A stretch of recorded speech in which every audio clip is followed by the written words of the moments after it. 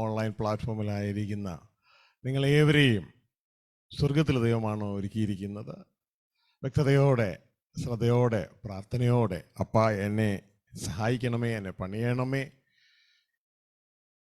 എൻ്റെ വിരുദ് നേടുവാൻ എന്നെ അങ്ങ് ഒരുക്കണമേ എന്ന് പ്രാർത്ഥനയോട് നമുക്ക് ദൈവസന്നിധിയിലായിരിക്കാം. ഇരുന്നാട്ടെ.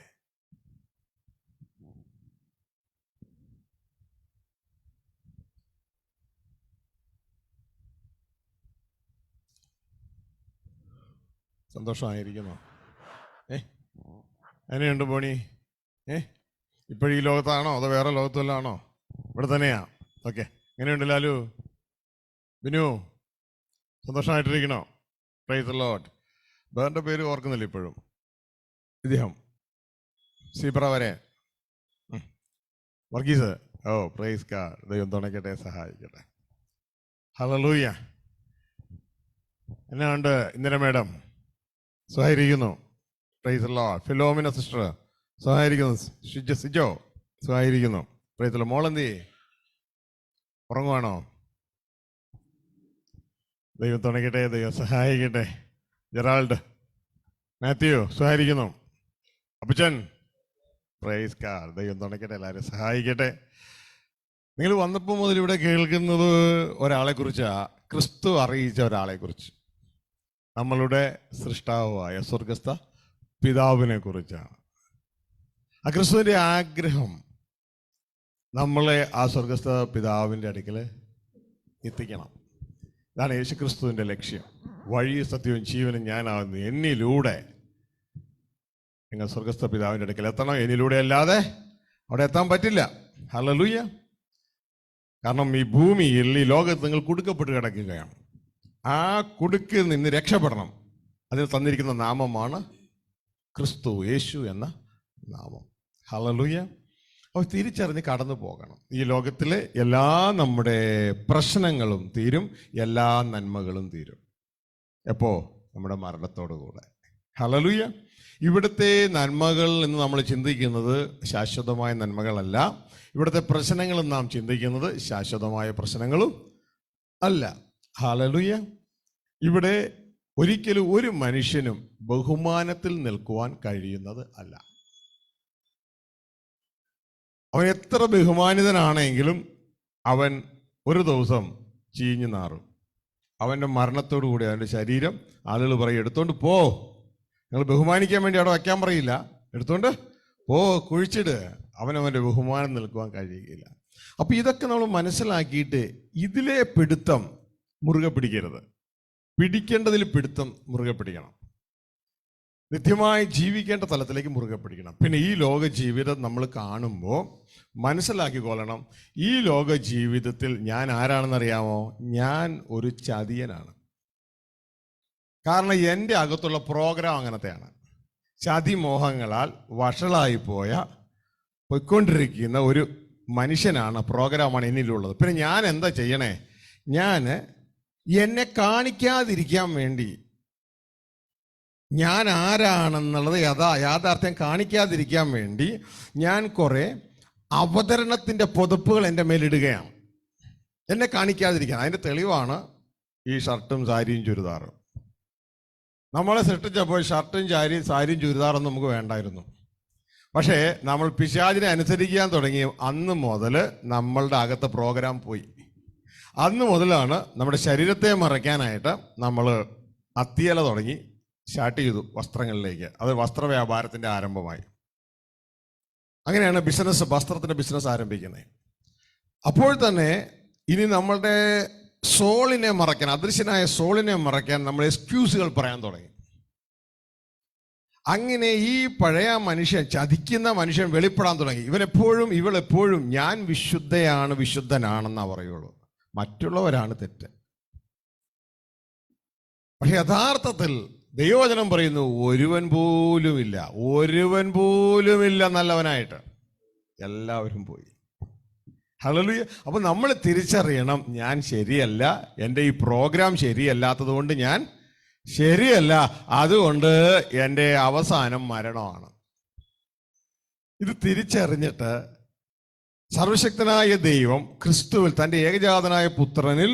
പുതിയ സെറ്റപ്പ് പ്രോഗ്രാം റെഡിയാക്കിയിട്ടുണ്ട്. അത് നാം മനസ്സിലാക്കി അത് നാം സ്വീകരിക്കുകയും ചെയ്ത് അതിൽ ജീവിക്കാൻ തുടങ്ങണം. ഹല്ലേലൂയ. അപ്പൊ ഈ ഒരു തിരിച്ചറിവ് വേണം. അല്ലാതെ ഞാൻ ശരിയാണെന്ന് പറയുന്ന ഇന്നത്തെ തലത്തിൽ നാം നിന്നാൽ നമ്മൾ തോറ്റുപോവുകയുള്ളൂ. ഞാൻ ശരിയാണെങ്കിൽ പിന്നെ എനിക്ക് നന്നാകേണ്ട ആവശ്യമില്ലല്ലോ. ഞാൻ തെറ്റായത് കൊണ്ടാണ് എനിക്ക് മാറേണ്ട ആവശ്യം. അപ്പൊ ദൈവം തന്നെ നമ്മളിൽ ചെയ്ത സിസ്റ്റം എന്ന് പറയുന്നത് പഴയ മനുഷ്യനെ ഉപേക്ഷിച്ച് പുതിയ മനുഷ്യനെ ധരിക്കുക. ഈ ഒരു സിസ്റ്റം നിങ്ങൾ എപ്പോഴും ഓർത്തു കൊള്ളണം. ഇനിയും ഇതിനെക്കുറിച്ച് ധാരാളം പഠിക്കാനുണ്ട്, പക്ഷെ ഒരു ബേസാണ് നിങ്ങൾക്ക് ഇട്ട് തന്നിരിക്കുന്നത്. ഇനിയും നാം ഇതിനെക്കുറിച്ച് മനസ്സിലാക്കുമ്പോൾ തന്നെ നിങ്ങളുടെ അല്ലെങ്കിൽ ഒരു മനുഷ്യൻ്റെ സാധാ വിഷയങ്ങൾ പലതും പരിഹരിക്കപ്പെടേണ്ടതായിട്ടുണ്ട്. ഒന്ന്, ഒരു മനുഷ്യൻ്റെ ഫൈനാൻസ്. മറ്റത് അവൻ്റെ വിവാഹ ജീവിതം. ഇതിൽ നല്ലൊരു പങ്കിലും ആളുകൾ വീണു പോവുക. മറ്റൊന്ന്, കുടുംബങ്ങളിലെ അനാവശ്യമായ ചെലവുകൾ, മദ്യപാനം, സിഗരറ്റ് വലി, ഇങ്ങനെയുള്ള വിഷയങ്ങളും ധാരാളം അഡിക്ഷൻ കടന്നു വന്ന് കുടുംബങ്ങളെ നശിപ്പിക്കുന്നുണ്ട്. അപ്പോൾ ഈ ഭാഗത്തൊക്കെ നിങ്ങളെ നല്ലൊരു വിഷയം എന്ന് പറഞ്ഞാൽ ഇതെങ്ങനെ മാനേജ് ചെയ്യണമെന്ന് ജനത്തിന് അറിയില്ല. അതായത് ഓടിക്കാൻ അറിയാൻ പാടില്ലാത്തവൻ്റെ കയ്യിൽ വണ്ടി കിട്ടിയാൽ അവൻ അത് ഓടിക്കാൻ തുടങ്ങിയാൽ അത് ആ മനുഷ്യനും മാത്രമല്ല ആ വണ്ടിക്കും അതിൽ കയറിയിരിക്കുന്നവർക്കൊക്കെ അപകടമാണ്. ഓടിക്കാൻ അറിയാൻ പാടില്ലാത്തവൻ്റെ കയ്യിൽ വണ്ടി കിട്ടിയാൽ. ഞാൻ കഴിഞ്ഞ 31 വർഷമായിട്ട് റാസൽ ഖൈം എന്ന ദേശത്താണ്, യുണൈറ്റഡ് അറബ് എമിറേറ്റ്സ്. അപ്പോൾ അവിടെ ഒരിക്കൽ ഒരു മലയാളി ഫാമിലി അപ്പൻ എന്തോ അത്യാവശ്യമായിട്ട് നാട്ടിലേക്ക് പോരേണ്ടി വന്നു. അപ്പം നാട്ടിലേക്ക് പോകുന്ന സമയത്ത് സ്കൂളിൽ പഠിക്കുന്ന മോന് കൂട്ടുകാരുമായിട്ട് വന്ന് അപ്പൻ്റെ കാറെടുത്തു. അപ്പനില്ലല്ലോ, വീട്ടിൽ നിന്ന് കാറെടുത്ത് പുറത്തിറക്കി. ഇപ്പോൾ കൂട്ടുകാർക്ക് സന്തോഷമായി, ഇവൻ്റെ ഇവിടെ കാറി കയറാം. കൂട്ടുകാരും കാണ്ടി കയറി. വണ്ടി കിട്ടിയതല്ലേ, വണ്ടി എടുത്തിട്ട് ഓടിച്ചു. അത് ഓടിക്കാൻ അറിയാൻ ലൈസൻസും ഇല്ലാത്ത വ്യക്തി വണ്ടി ഓടിച്ചു. വണ്ടി എവിടെയോ പോയി ഇടിച്ചു. പല നാശനഷ്ടങ്ങളുണ്ടായി. അപ്പോൾ ഇതേപോലെ തന്നെയാണ് നമ്മൾ വിവാഹ ജീവിതം എന്താണെന്നറിയാതെ നേരെ അതിൽ കയറിയിരിക്കുന്നത്. ഭർത്താവ് ഡ്രൈവർ സീറ്റിലിരിക്കുന്നത്, ഭാര്യ സൈഡിലിരിക്കുന്നത്, രണ്ടുപേരും ഓടിക്കുന്നു, പോയി ഇടിക്കുന്നു, പല നാശനഷ്ടങ്ങളും ഉണ്ടാകുന്നു. എന്താ ഈ സംഭവം എന്ന് അറിഞ്ഞുകൂടാ. ഇത് എങ്ങനെയാണ് കൊണ്ടുപോകേണ്ടതെന്ന് അറിയത്തില്ല. അതേപോലെ അതിനുള്ള ക്ലാസ്സോ ഒന്നും എങ്ങുമില്ല. പക്ഷേ ഈ ലോകത്തിലെ അതായത് ഈ വിവാഹം എന്ന് പറയുന്നത് ഇത് എസ്റ്റാബ്ലിഷ് ചെയ്തത് ഈ ഭൂമിയിലൊരു ഗവൺമെൻറ് അല്ല, സ്വർഗത്തിലെ ഗവൺമെൻറ് ആണ് ഇത് എസ്റ്റാബ്ലിഷ് ചെയ്തത്. ഇത് മനുഷ്യൻ്റെ വീഴ്ചയ്ക്ക് മുമ്പാണ് എസ്റ്റാബ്ലിഷ് ചെയ്തത്. അന്ന് വിവാഹം കൊടുത്ത സമയത്ത് മനുഷ്യൻ വീണിട്ടില്ല, അവൻ പാപത്തിൽ വീണിട്ടില്ല, അവൻ ചതിമോഹങ്ങളെ വഷളായി പോകുന്ന പഴയ മനുഷ്യനായിട്ടില്ല. പക്ഷേ ഇന്ന് അതിനുശേഷം ചതിമോഹങ്ങളെ വഷളായി പോയ പഴയ മനുഷ്യനായി വീണ മരണത്തിന് കീഴ്പ്പെട്ട മനുഷ്യനാണ് ഇന്ന് വിവാഹം കഴിക്കുന്നത്. അപ്പൊ ഇവൻ എന്താ വിവാഹം എന്ന് പോലും അറിയത്തില്ല. വിവാഹത്തിൻ്റെതായ ഉത്തരവാദിത്വം ഇവിടുത്തെ ഗവൺമെന്റ് ഏറ്റെടുത്ത് ഗവൺമെന്റ് സർട്ടിഫിക്കറ്റ് കൊടുക്കുക. ഈ ഗവൺമെന്റിന് പറഞ്ഞുകൂടാ എന്തിനാ വിവാഹമെന്ന്. എന്നാൽ ഈ ഗവൺമെന്റ്, ഇവിടുത്തെ ഗവൺമെന്റ് ഒരുവനെ വണ്ടി ഓടിക്കാൻ, കാർ ഓടിക്കാൻ റോഡിലേക്ക് ഇറങ്ങാൻ സമ്മതിക്കണമെങ്കിൽ അവൻ ചില നാളുകൾ ഡ്രൈവിംഗ് സ്കൂളിൽ പഠിച്ച് ലൈസൻസ് എടുക്കണം. എങ്കിലേ റോഡിലോ ടെസ്റ്റ് അടിച്ച് തെളിയിച്ചാലേ ലൈസൻസ് കൊടുക്കുകയുള്ളൂ. പക്ഷെ വിവാഹത്തിന് ഇവിടുത്തെ ഗവൺമെന്റ് അങ്ങനെ ഒരു ബുദ്ധിയെ തോന്നണില്ല. ഇവൻ വിവാഹം എന്താണെന്ന് പഠിക്കണമെന്നും അത് മനസ്സിലാക്കണമെന്നും അത് അറിഞ്ഞതിന് ശേഷം വേണം ഇവന് വിവാഹം കഴിക്കാനുള്ള പെർമിഷൻ കൊടുക്കാനെന്ന് ഇവർക്ക് തോന്നുന്നു പോലുമില്ല. അപ്പൊ ദൈവം എന്തൊക്കെ എസ്റ്റാബ്ലിഷ് ചെയ്തിട്ടുണ്ടോ അതൊന്നും പ്രോപ്പറായിട്ട് കൊണ്ടുപോകാൻ മനുഷ്യനോ മനുഷ്യന്റെ ഗവൺമെന്റിനോ കഴിയുന്നില്ല. അപ്പോൾ ഇതെന്താണ് വിവാഹം എന്ന് നമ്മൾ അല്പമായിട്ട് പഠിക്കണം, ഡീപ്പായിട്ട് പഠിക്കേണ്ട കാര്യമാണ്. പക്ഷേ എല്ലാം കൂടി പറ്റുകയില്ല. അതോട് ചേർന്ന് നിങ്ങൾക്ക് ഫൈനാൻസിനെ കുറിച്ച് നിങ്ങൾ പഠിപ്പിക്കണം. ഫൈനാൻസ് മേഖലയിലാണ് പലരും വീണു പോകുന്നത്. ഫൈനാൻസ് മേഖലയിൽ അവർ തെറ്റായ സ്റ്റെപ്പ് എടുക്കുമ്പോൾ അത് അവരുടെ ജീവിതത്തിലേക്ക് ദാരിദ്ര്യത്തെ കൊണ്ടുവരുന്നു, അവരുടെ ജീവിതത്തിലേക്ക് തിന്മയായ അവസ്ഥകളെയൊക്കെ കൊണ്ടുവരുന്നു, ശാപങ്ങൾ കൊണ്ടുവരുന്നു, കടബാധ്യതകൾ, അതോടൊപ്പം തന്നെ ജപ്തി നടപടികൾ, ഇതെല്ലാം അവരവരുടെ ജീവിതത്തിൽ കടന്നു വരുന്നു. അപ്പോൾ ആ ഭാഗത്തും ഒന്ന് സ്പർശിക്കേണ്ടതായിട്ടുണ്ട്. അപ്പോൾ തന്നെ മദ്യപാനത്തിൻ്റെ മേഖല ഒന്ന് സ്പർശിക്കേണ്ടതായിട്ടുണ്ട്. കാരണം ധാരാളം കുടുംബങ്ങൾ തകർന്നു പോകുന്ന, ദാരിദ്ര്യത്തിലേക്ക് വരുന്നത് മദ്യപാനം കൊണ്ട്. അപ്പോൾ ഈ 3 മേഖലയെ ഒന്ന് സ്പർശിക്കാനാണ് കർത്താവിൻ്റെ കൃപയിൽ ആശ്രയിച്ച് ശ്രമിക്കുന്നത്. എൻ്റെ പ്രിയ കുഞ്ഞുങ്ങളെ, ലോകത്ത് നിങ്ങൾ ഏത് മതത്തിൽപ്പെട്ടവരായാലും, ഏത് വ്യക്തിത്വങ്ങളായാലും, ഏത് ഡിനോമിനേഷൻ ആയാലും ഈ ചിന്തകൾ നിങ്ങൾ ശ്രദ്ധയോടെ കേട്ട് നിങ്ങളുടെ ജീവിതം ക്രമപ്പെടുന്നുവെങ്കിൽ നന്നായിരിക്കുക. ആദ്യം വിവാഹത്തെക്കുറിച്ച് നമുക്ക് സ്പർശിക്കാം. ഇത് വിവാഹവും ഫൈനാൻസും എന്ന് പറയുന്നത് ഒരു വ്യക്തിയുടെ ജീവിതത്തിൽ വളരെ ഒരു രണ്ട് പാരലായിട്ട് പോകുന്ന രണ്ട് റെയിലുകൾക്ക് സമമാണ്. അതിലൂടെ വേണം അവരുടെ കുടുംബജീവിതം കൊണ്ടുപോകാൻ. അതിലൂടെ ഓടുന്ന ട്രെയിനാണ് കുടുംബജീവിതം. അപ്പോൾ നിങ്ങൾക്ക് സ്ക്രീനിൽ അതിൻ്റെ ചിത്രം ഞാൻ നിങ്ങൾക്ക് കാണിച്ചു തരാം. അപ്പോൾ നിങ്ങൾക്ക് കുറച്ച് മനസ്സിലാകാനായിട്ട് ഇടയാവും. ഓ ഫാദർ, ഇവിടെ പരാജയപ്പെട്ടാൽ എല്ലായിടത്തും പരാജയപ്പെടുവാനായിട്ട് ഇടയാകും. എല്ലാവർക്കും ഉല്ലാസം ആഗ്രഹമാണ്, എല്ലാവർക്കും ഉല്ലസിക്കണമെന്നൊക്കെ ആഗ്രഹമാണ്. ശ്രദ്ധിക്കുക, നമ്മുടെ ഉല്ലാസം ദൈവത്തിലാകട്ടെ.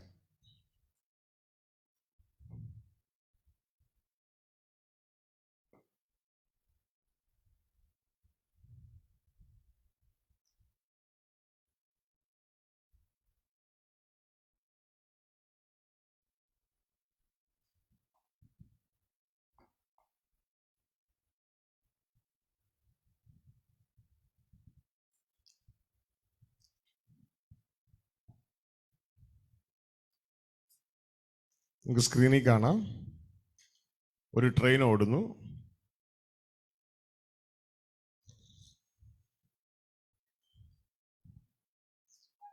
രണ്ട് പാളത്തിലൂടെയാണ് ഓടുന്നതെന്ന് നമുക്കറിയാം. അതിൽ ഒരു പാളത്തിൻ്റെ പേര് എഴുതിയിരിക്കുന്നു ഫാമിലി ലൈഫ് മാരേജ്, മറ്റത് ഫൈനാൻസ്. ഇത് രണ്ടും നല്ല രീതിയിൽ പോയില്ല എങ്കിൽ നമ്മളെല്ലാ മേഖലയും താളപ്പിഴയിലാവും.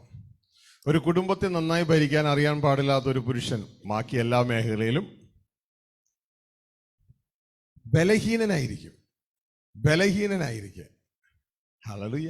കുടുംബത്തെ നന്നായി ഭരിക്കണം, അല്ലാതെ അവൻ സഭയെ മേയ്ക്കാൻ പോലും അവന് കഴിയുകയില്ല. വളരെ ശ്രദ്ധയോടുകൂടെ നമ്മൾ ആ കാര്യം കൈകാര്യം ചെയ്യണം, അതിനെക്കുറിച്ച് മനസ്സിലാക്കണം. മറ്റൊന്ന് ഫൈനാൻസ്, സാമ്പത്തികം. അപ്പോൾ ഇത് രണ്ടും റൈറ്റായിട്ട് പോകേണ്ടതായിട്ടുണ്ട്. അപ്പോൾ നമ്മൾ ആദ്യം മനസ്സിലാക്കാൻ പോകുന്നത് കുടുംബജീവിതമാണ്.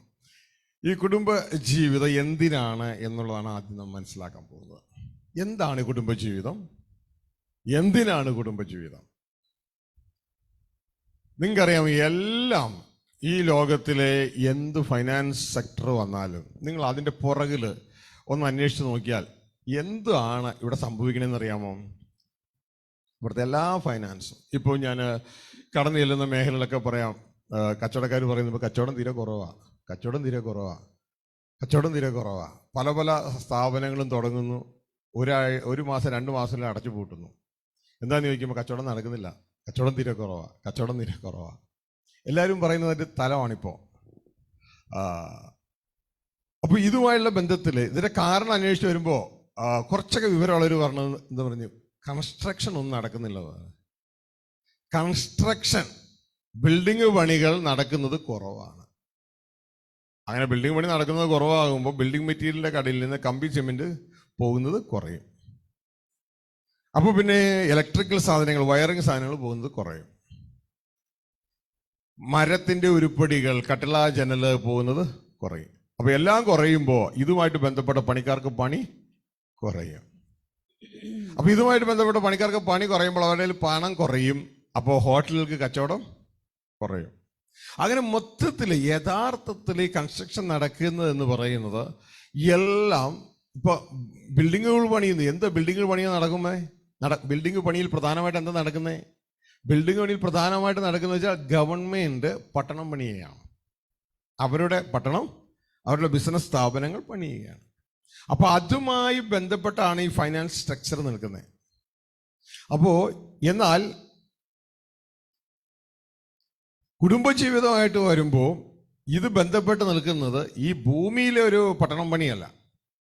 നമുക്കറിയാം, ഈജിപ്തിലേക്ക് ഇസ്രായേൽ മക്കളെ കൊണ്ടുപോയപ്പോൾ ഇസ്രായേൽ മക്കളെ കൊണ്ട് എന്താണ് ചെയ്യിപ്പിച്ചതെന്നറിയാമോ? അവർ പട്ടണം പണിയുക, ഫറവോയ്ക്ക് പിരമിഡ് പണിയുക. ആ പിരമിഡുകൾ പണിത് അവരുടേതായ മഹത്വം ഉണ്ടാക്കുകയാണ്. ഇത് വലിയ വലിയ സിറ്റികളിലേക്ക് നോക്കിയാൽ അവർ ഏറ്റവും വലിയ ബിൽഡിംഗ് പണിതിട്ട് ലോകത്തിൽ സ്ഥാനം പിടിക്കാൻ, മനുഷ്യ ഹൃദയങ്ങളിൽ സ്ഥാനം പിടിക്കാൻ നോക്കുക.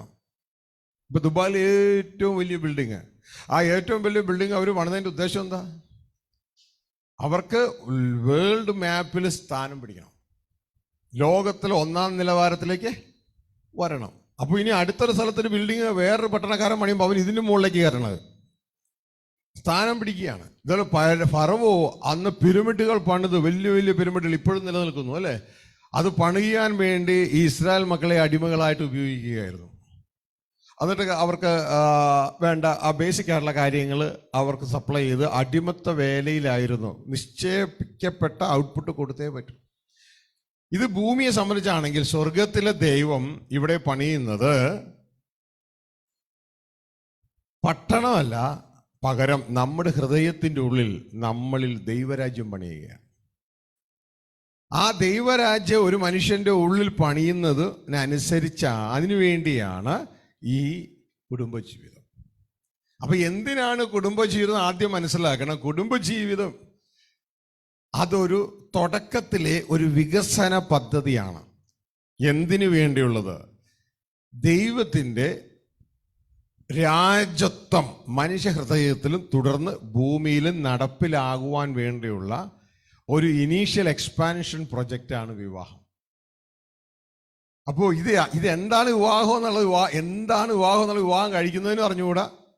വിവാഹം കഴിപ്പിച്ച ശേഷം അതിന് സർട്ടിഫിക്കറ്റ് കൊടുക്കുന്ന ഗവൺമെന്റിനും അറിഞ്ഞുകൂടാ എന്താണ് ഈ സംഭവം എന്ന്. കാരണം ഈ ഭൂമിയിലെ ഗവൺമെന്റ് ഒന്നുമല്ല എസ്റ്റാബ്ലിഷ് ചെയ്ത്. ഇതൊരു ഇനീഷ്യൽ എക്സ്പാൻഷൻ പ്രൊജക്റ്റാണ്. ദൈവരാജ്യം മനുഷ്യ ഹൃദയത്തിലും തുടർന്ന് ഭൂമിയിലും വെളിപ്പെടുവാനുള്ള ഇനീഷ്യൽ എക്സ്പാൻഷൻ പ്രൊജക്റ്റ്. അപ്പൊ ഇതിലൂടെ എന്താണ് സംഭവിക്കുന്നത് എന്ന് മനസ്സിലാക്കി അതിലേക്ക് ലക്ഷ്യം വെച്ചുകൊണ്ടാണ് ഒരു വിവാഹ ജീവിതം നമ്മൾ ഹാൻഡിൽ ചെയ്യുവാൻ. പിന്നെ മറ്റൊന്ന് മനസ്സിലാക്കേണ്ടത്, വിവാഹ ജീവിതം ദൈവം ഓർഡർ ചെയ്തത് ഇങ്ങനെ വീണുപോയ മനുഷ്യരിലല്ല, മരിക്കുന്ന മനുഷ്യരിലല്ല വിവാഹം, മരിക്കാത്ത മനുഷ്യരിലായിരുന്നു വിവാഹം. ഹല്ലേലൂയ. ആദം ഹവ്വ ദമ്പതികൾ വീണതിന് ശേഷമല്ല വിവാഹം, വീഴുന്നതിന് മുമ്പായിരുന്നു വിവാഹം. ദൈവത്തിന് അതിൻ്റെതായ ലക്ഷ്യമുണ്ട്. പക്ഷെ നമുക്ക് ഇതൊന്നും അറിഞ്ഞുകൂടാ. നമുക്കൊരു ഫീലിംഗ്, നല്ലൊരു പങ്കിനും ഒരു 80% ഞാൻ ചിന്തിക്കുന്നു ഒരു വിവാഹം കഴിക്കുന്നത് ജസ്റ്റ് ഫോർ എ സെക്സ്. വേറെ ഒരു 20% ഒന്ന് ആഡ് ചെയ്യുന്നത് എനിക്കൊരു പാർട്ട്ണറെ വേണം, ജീവിത പങ്കാളിയെ വേണം. അതിലുപരിയായിട്ട് ചിന്തിക്കുന്നവരാരെങ്കിലും ഉണ്ടോ എന്ന് അറിയില്ല. പക്ഷെ നമ്മുടെ യഥാർത്ഥ ചിന്ത എന്ന് പറയുന്നത് ദൈവരാജ്യം മനുഷ്യന്റെ ഉള്ളിലും മനുഷ്യനിലൂടെ ഭൂമിയിൽ സ്ഥാപിതമാകാനുള്ള ഒരു തുടക്കത്തിലെ പ്രൊജക്റ്റാണ് ഇതെന്ന് മനസ്സിലാക്കണം. അല്ലാണ്ട് എൻ്റെ സെക്സ് താല്പര്യം നിവർത്തിച്ച് അവസാനിപ്പിക്കാനല്ല. ഹല്ലേലൂയ. അങ്ങനെയൊക്കെ ലക്ഷ്യം വരുമ്പോഴാണ് ഇത് ഇടയ്ക്ക് വെച്ച് കൂട്ടിയിടിച്ച് ഇല്ലാണ്ടായി പോകുന്നത്, അത് പ്രോപ്പറായിട്ട് ജീവിക്കാനും കഴിയാത്തത്. അപ്പോൾ ആദ്യം തന്നെ ആ ഒരു ഭാഗത്തൊന്ന് തൊട്ടുകൊണ്ട്, ദൈവം മനുഷ്യനെ ഉണ്ടാക്കിയത് എന്തിനു വേണ്ടിയാണ്? ബോണിയെ ഉണ്ടാക്കിയതിന് എന്തിനു വേണ്ടിയാ പറഞ്ഞു? എന്താ? മനുഷ്യരെ സ്നേഹിച്ച് ജീവിക്കാൻ. മനുഷ്യരെ സ്നേഹിക്കണമൊക്കെ നല്ലതാണ്, ജീവിക്കണം നല്ലതാണ്. ഞാൻ ചോദിച്ചത് വചനപ്രകാരം ദൈവം മനുഷ്യനെ ബോണിയെ ഉണ്ടാക്കിയത് എന്തിനാണ്? കഴിഞ്ഞ ദിവസം ബോണിയോട് ചോദിച്ചിട്ട് ബോണി ഇത് തന്നെ ഉത്തരം പറഞ്ഞു. ആ ദൈവത്തിന്റെ പദ്ധതി എന്താ? ബോണിയെ സംബന്ധിച്ച് ദൈവത്തിന്റെ പദ്ധതി എന്താ? ബോണി മനുഷ്യനല്ലേ, വേറെ ഒന്നുമല്ലല്ലോ, പക്ഷിയല്ലല്ലോ, മത്സ്യമല്ലല്ലോ, മനുഷ്യനല്ലേ. മനുഷ്യനെ സംബന്ധിച്ച ദൈവത്തിന്റെ പദ്ധതി എന്താ? ബിനു,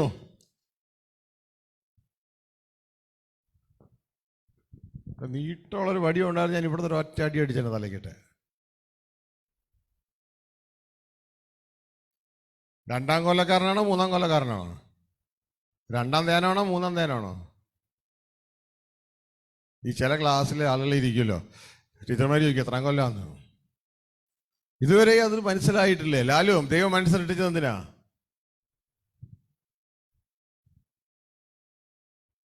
ലാലുവിനെ സൃഷ്ടിച്ചത് എന്തിനാ? മാത്യു,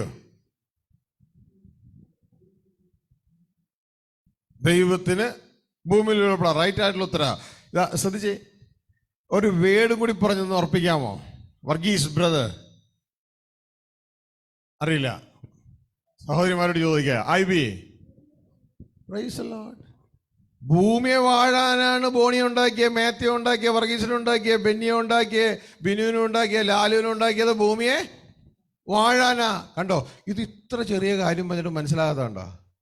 ഇതാണ് ദൈവരാജ്യത്തിന്റെ കാര്യം. ദൈവരാജ്യത്തിന്റെ കാര്യം നമുക്ക് മനസ്സിലാവില്ല. ഇത് എത്ര കേട്ടാലും മനസ്സിലാവില്ല. പക്ഷേ ഒരു ജഡപരമായൊരു വാക്ക് കേൾക്കാമോ? സുന്ദരമായിട്ട് മനസ്സിലാവും. ഞാൻ ചെറുപ്പത്തിൽ സ്കൂളിൽ പഠിച്ചുകൊണ്ടിരുന്നപ്പോഴേ ഞാൻ ചിന്തിക്കുന്നു 5-ലും 6-ലും കണ്ടുമായിരുന്നു. അപ്പോൾ ഒരു സീനിയർ ഒരു സ്റ്റുഡൻറ്റ്, ഗീത എന്ന പേര്, ഇങ്ങനെ കേൾക്കാനായിട്ട് ഇടയായി. ഗീത ഒരു പട്ടത്ത് വീട്ടിലെ കുട്ടിയാണ്. അന്ന് ഇങ്ങനെയാണ് സ്കൂളിൽ കേട്ടാ, ഗീത ഏതോ ബസ്സിലെ കിളിയോടുകൂടെ ഒളിച്ചോടി പോയത്, ഇറങ്ങിപ്പോയത്. അന്ന് ഞാൻ ഒറ്റ പ്രാവശ്യം കേട്ടുള്ളൂ, ഇന്നും മറന്നിട്ടില്ല. കണ്ടോ? പക്ഷേ നിങ്ങളെ ഉണ്ടാക്കിയത് എന്തിനാണെന്ന് എത്ര പ്രാവശ്യമായി പറഞ്ഞു തരുന്നേ? ഇല്ല ലാലു, എത്ര പ്രാവശ്യമായി പറഞ്ഞു തരുന്നേ ബോണിയെ? പക്ഷേ പിടിക്കാൻ പറ്റണുണ്ടോ? ഇല്ല. പക്ഷെ എന്തെങ്കിലും തിന്മ ആർക്കെങ്കിലും സംഭവിച്ചെന്ന് പറഞ്ഞു കഴിഞ്ഞാൽ നമ്മളത് മറക്കത്തില്ല. ഒറ്റ പ്രാവശ്യം പറഞ്ഞാൽ മതി. ഇതാണ് നമ്മളുടെ നേച്ചർ. മനസ്സിലായോ? തിന്മ ഒരു പ്രാവശ്യം കേട്ടാ പറഞ്ഞാൽ മതി. ഇപ്പൊ ആരെങ്കിലും എന്തെങ്കിലും പറഞ്ഞു, അയാള് മറ്റവളുമായിട്ട് എന്താണ് കേട്ടാള്, എന്താണ് ഞാൻ പറയണില്ല, ഒന്നും പറഞ്ഞാൽ ശരിയാവില്ല, ഞാൻ കേട്ടല്ലോ.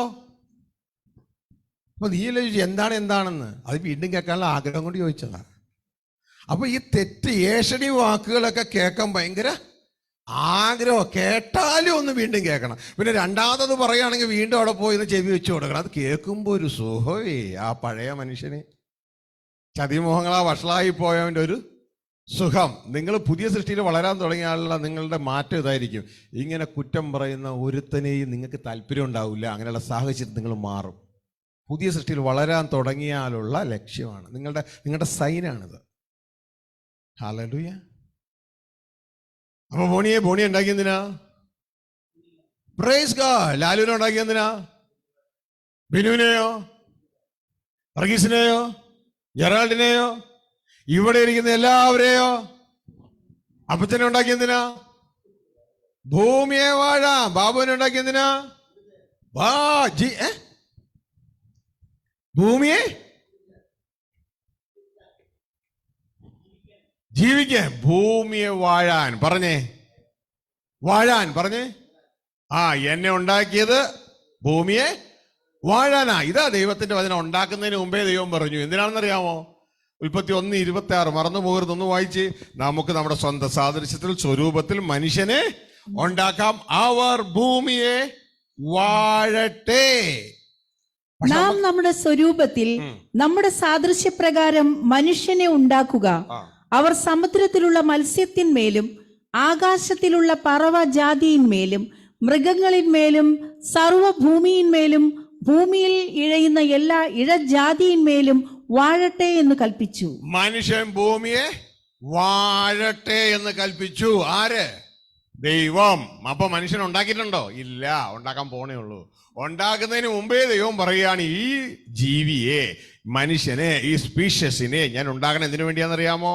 ദൈവത്തിന്റെ പ്രോപ്പർട്ടിയായ ഭൂമിയെ ദൈവത്തിന് വേണ്ടി വാഴണം. മനസ്സിലായോ? ഹല്ലേലൂയ. ഇനി ജീവിതത്തിൽ ഇത് മറക്കോ എന്നുള്ളത് ചെവി ഒന്ന് പിടിച്ചു, ശരിക്കും ഒന്ന് ഉള്ളിക്കേ, ഒന്ന് പിടിച്ചേ, ചെവി ഒന്ന് പിടിച്ചേ, എല്ലാവരും ചെവി ഒന്ന് പിടിച്ചേ. അപ്പൊ ചെവി പിടിച്ചേ, നന്നായിട്ട് വേദനിക്കുന്ന രീതിയിൽ എല്ലാവരും ഒന്ന് ഉള്ളിക്കേ. എന്നിട്ടൊന്ന് പറഞ്ഞേ, ഞാൻ എന്നെ ഉണ്ടാക്കിയത് ഭൂമിയെ വാഴാനാണ്. ഇനി മറക്കുവോ? മറക്കരുത്. കാരണം അവനവന്റെ ഉപയോഗമാണ്. ഹല്ലേലൂയ. കോടാലി വാങ്ങിച്ചത് എന്തിനാണ്? ഒരാൾ വാങ്ങിച്ചോണ്ട് പോയി കോടാലി കൊണ്ടാ വരുന്നേ. ഒരാൾ ചോദിച്ചു, എന്തിനാണ് ഈ കോടാലി? എനിക്കറിയില്ല എന്ന് പറയണ പോലെയാണ് ഈ മനുഷ്യൻ. ഈ ശരീരമായിട്ട് നടക്കുമോ? എന്തിനാണോ നിങ്ങള്? ഉണ്ടാക്കിയ ദൈവം പറയുകയാണ്, നിന്നെ ഉണ്ടാക്കിയത് ദൈവത്തിന്റെ പ്രോപ്പർട്ടിയായ ഭൂമിയെ വാഴാനാണ്. പക്ഷെ ഇന്ന് നമ്മളാരാ? മരമണ്ടന്മാർ. പിശാച് നമ്മളെ അങ്ങനെ ആക്കി കളഞ്ഞു. നമുക്കറിയൂടാ എന്താന്ന്. സ്വഭാവോ തരികിടത്തരം, സൂത്രപ്പണി എന്ന ബൈബിള് പറയണേ. ദൈവം മനുഷ്യനെ നേരുള്ളവനായി സൃഷ്ടിച്ചു. പക്ഷെ ഇന്ന് അവൻ അനേക സൂത്രങ്ങളെ അന്വേഷിച്ചുകൊണ്ട് ഇരിക്കുന്നു. സൂത്രക്കാരൻ. അപ്പൊ ഇതിന്റെ ഇടയിൽ ദൈവം ആദം എന്ന ആദ്യ മനുഷ്യനെ വിവാഹം കഴിപ്പിച്ചു. ആ വിവാഹം എന്തിനാണ്? ഇതാണ് ചോദ്യം. അത് വാങ്ങാൻ കഴിക്കുന്നു. അത് പിന്നെ ബ്രദറെ എല്ലാവരും കഴിക്കുന്നില്ലേ, ഞാനും കഴിക്കുന്നു. അതിനിപ്പോ എന്താ? എല്ലാവരും കഴിക്കുന്നതുകൊണ്ട് ഞാനും കഴിക്കുന്നു. പിന്നെ അമ്മ പറഞ്ഞു വേണമെന്ന്, അതുകൊണ്ട് ഞാനങ്ങ് കഴിക്കുക.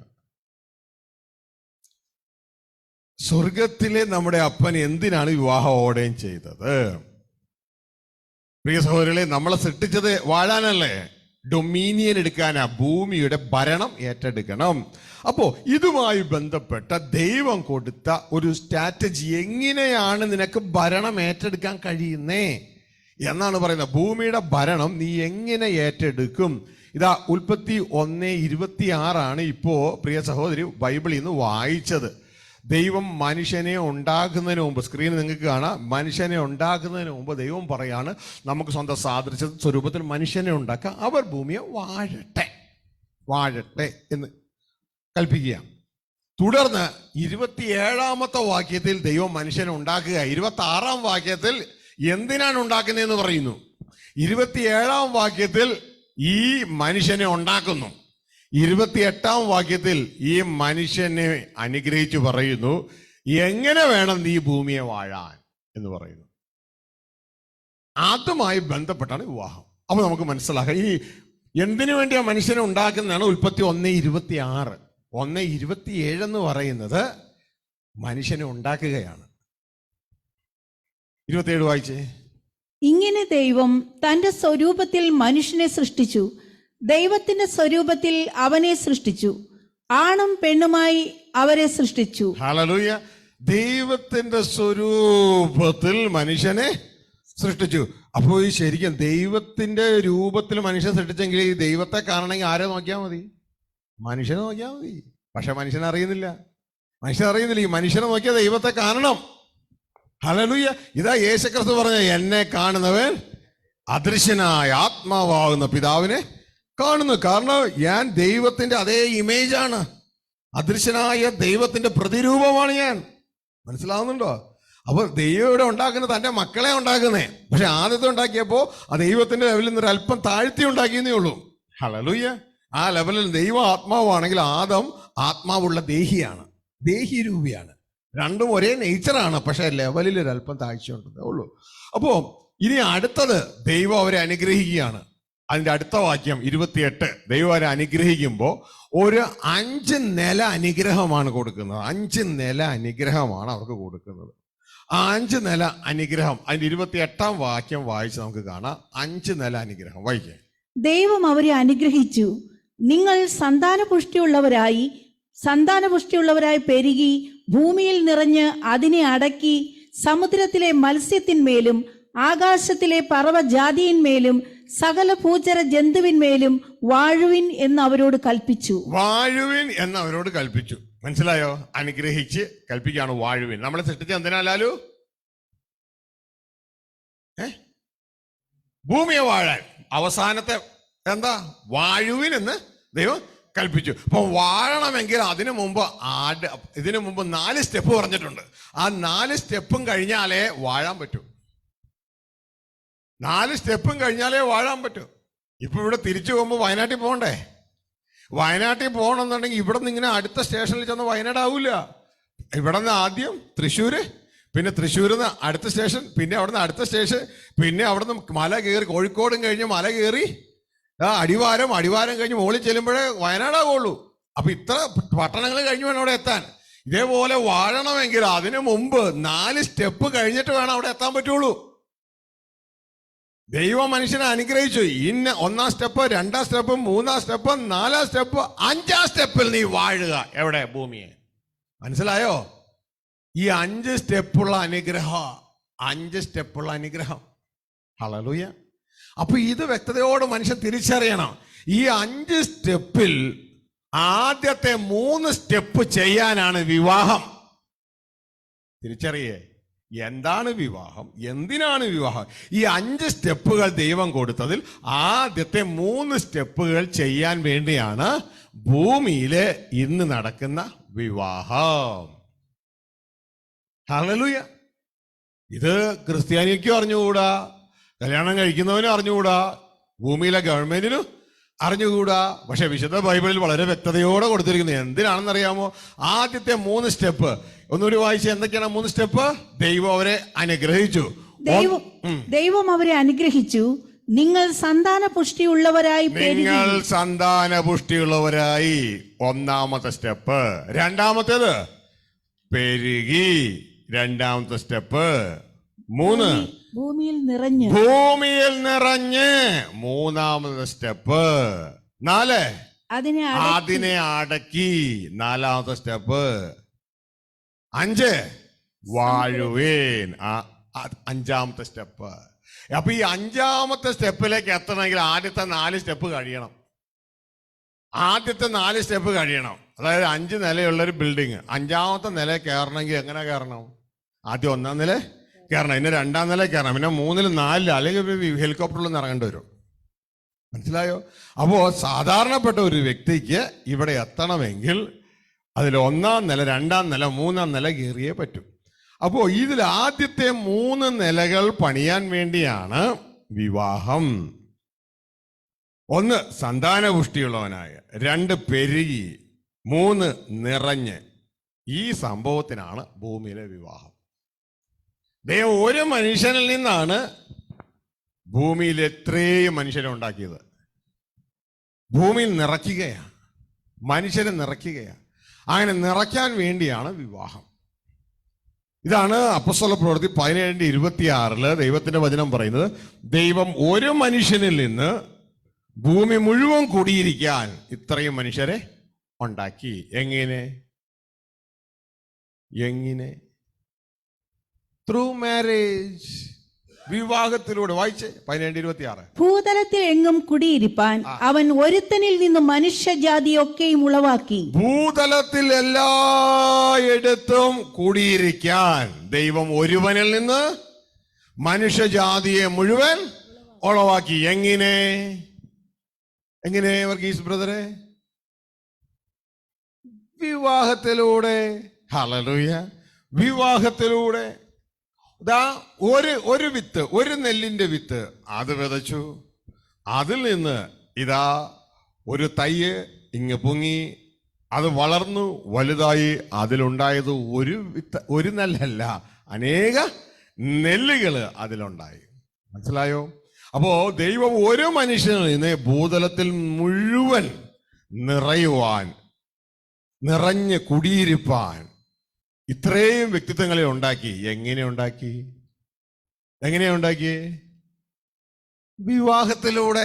അപ്പൊ വിവാഹം എന്താണെന്ന് മനസ്സിലായില്ലേ? ഹല്ലേലൂയ. ആദ്യത്തെ 3 നില കെട്ടാനാണ് വിവാഹം. അപ്പൊ നമുക്ക് ഈ 5 സ്റ്റെപ്പുകൾ ഒരു ബിൽഡിങ്ങിന്റെ നിലവാരത്തിലൊന്ന് കാണാം. ഒരു ബിൽഡിങ്ങിന്റെ നിലവാരത്തെ കണ്ടാൽ നിങ്ങൾക്ക് പെട്ടെന്ന് മനസ്സിലാകും ഈ കാര്യങ്ങൾ എന്തൊക്കെയാണെന്ന്. Lord, I love you. Thank you. Family setup is the initial expansion project of God to establish kingdom of God on earth. Hallelujah.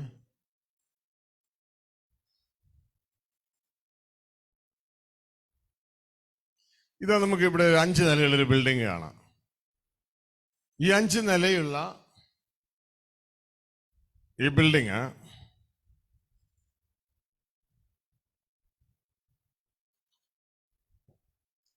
അതിന്റെ താഴെ ഉൽപ്പത്തി 1:28 ഇംഗ്ലീഷിൽ കൊടുത്തിട്ടുണ്ട്. ഇതുമായുള്ള ബന്ധത്തിൽ നമുക്ക് ഈ ആശുപത്രികളിലൊക്കെ ചെന്ന് കഴിഞ്ഞാൽ കൂടുതലും ഇവിടെ അടുത്തൊരു പഴങ്ങനാട് ഹോസ്പിറ്റൽ എന്ന് പറഞ്ഞൊരു ഹോസ്പിറ്റലുണ്ട്. അവിടെ ചെന്ന് കഴിഞ്ഞാൽ അവിടെ ഓരോ സെക്ഷനും ഓരോ പേരിട്ടിരിക്കുകയാണ്. Saint Martin's, saint Mary's, saint Matthew's എന്നൊക്കെ പറഞ്ഞുകൊണ്ട് പേരിട്ടിരിക്കുക ഓരോ സെക്ഷന്. ഇതേപോലെ നമുക്ക് ഇതിനും പേര് കൊടുക്കാം ഈ 5 നിലയുള്ള ബിൽഡിങ്ങിന്. അതിൽ ആദ്യത്തെ നില കൊടുത്തിരിക്കുന്നത് ഫ്രൂട്ട്ഫുൾ ഫ്ലോർ എന്ന്. കാരണം നമ്മളിപ്പോൾ വായിച്ച ഉൽപ്പത്തി 1:28 ഇംഗ്ലീഷാണ് കിടക്കുന്നത്. ആൻഡ് ഗോഡ് ബ്ലസ് ദം, ദൈവം അവരെ അനുഗ്രഹിച്ചു. And God Z unto dum, ദൈവം അവരോട് പറഞ്ഞു. എങ്ങനെയാണ് അനുഗ്രഹിച്ചേ? പറഞ്ഞനുഗ്രഹിച്ചു. ഹല്ലേലൂയ. ബി ഫ്രൂട്ട്ഫുൾ, നീ ഫലമുള്ളവനായി തീരുക. മലയാളത്തിൽ എഴുതിയിരിക്കുന്നു സന്താനപുഷ്ടിയുള്ളവനായി തീരുക. ഹല്ലേലൂയ. അപ്പോ ആദ്യത്തെ നിലയ്ക്ക് നമുക്കൊരു പേര് കൊടുക്കാം. ആദ്യത്തേന് മാത്രം ഞാൻ കൊടുക്കുള്ളൂ, ബാക്കിയെല്ലാം നിങ്ങൾ കൊടുത്തോളാം. ഫ്രൂട്ട്ഫുൾ ഫ്ലോർ, സന്താനപുഷ്ടിയുള്ളവനായി ഫലമുള്ളവനായി നിറയുക എന്ന നില. ഫ്രൂട്ട്ഫുൾ ഫ്ലോർ ഒന്നാമത്തിന് പേര് കൊടുത്തു. ഇനി രണ്ടാമത്തിന് പേര് കൊടുക്കണം.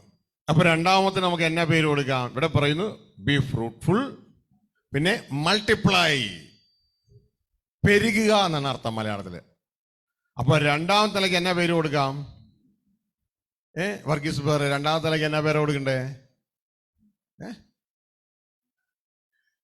ഒന്നാം നിലയ്ക്ക് സന്താനം വിട്ട് കൊടുത്തു കഴിഞ്ഞു. ഇനി രണ്ടാം നിലയ്ക്ക് ആദ്യത്തെ മോക്ക് പേരും മിനി, രണ്ടാമത്തെ മോക്ക് പേരും മിനി തന്നെ. അങ്ങനെയാണോ?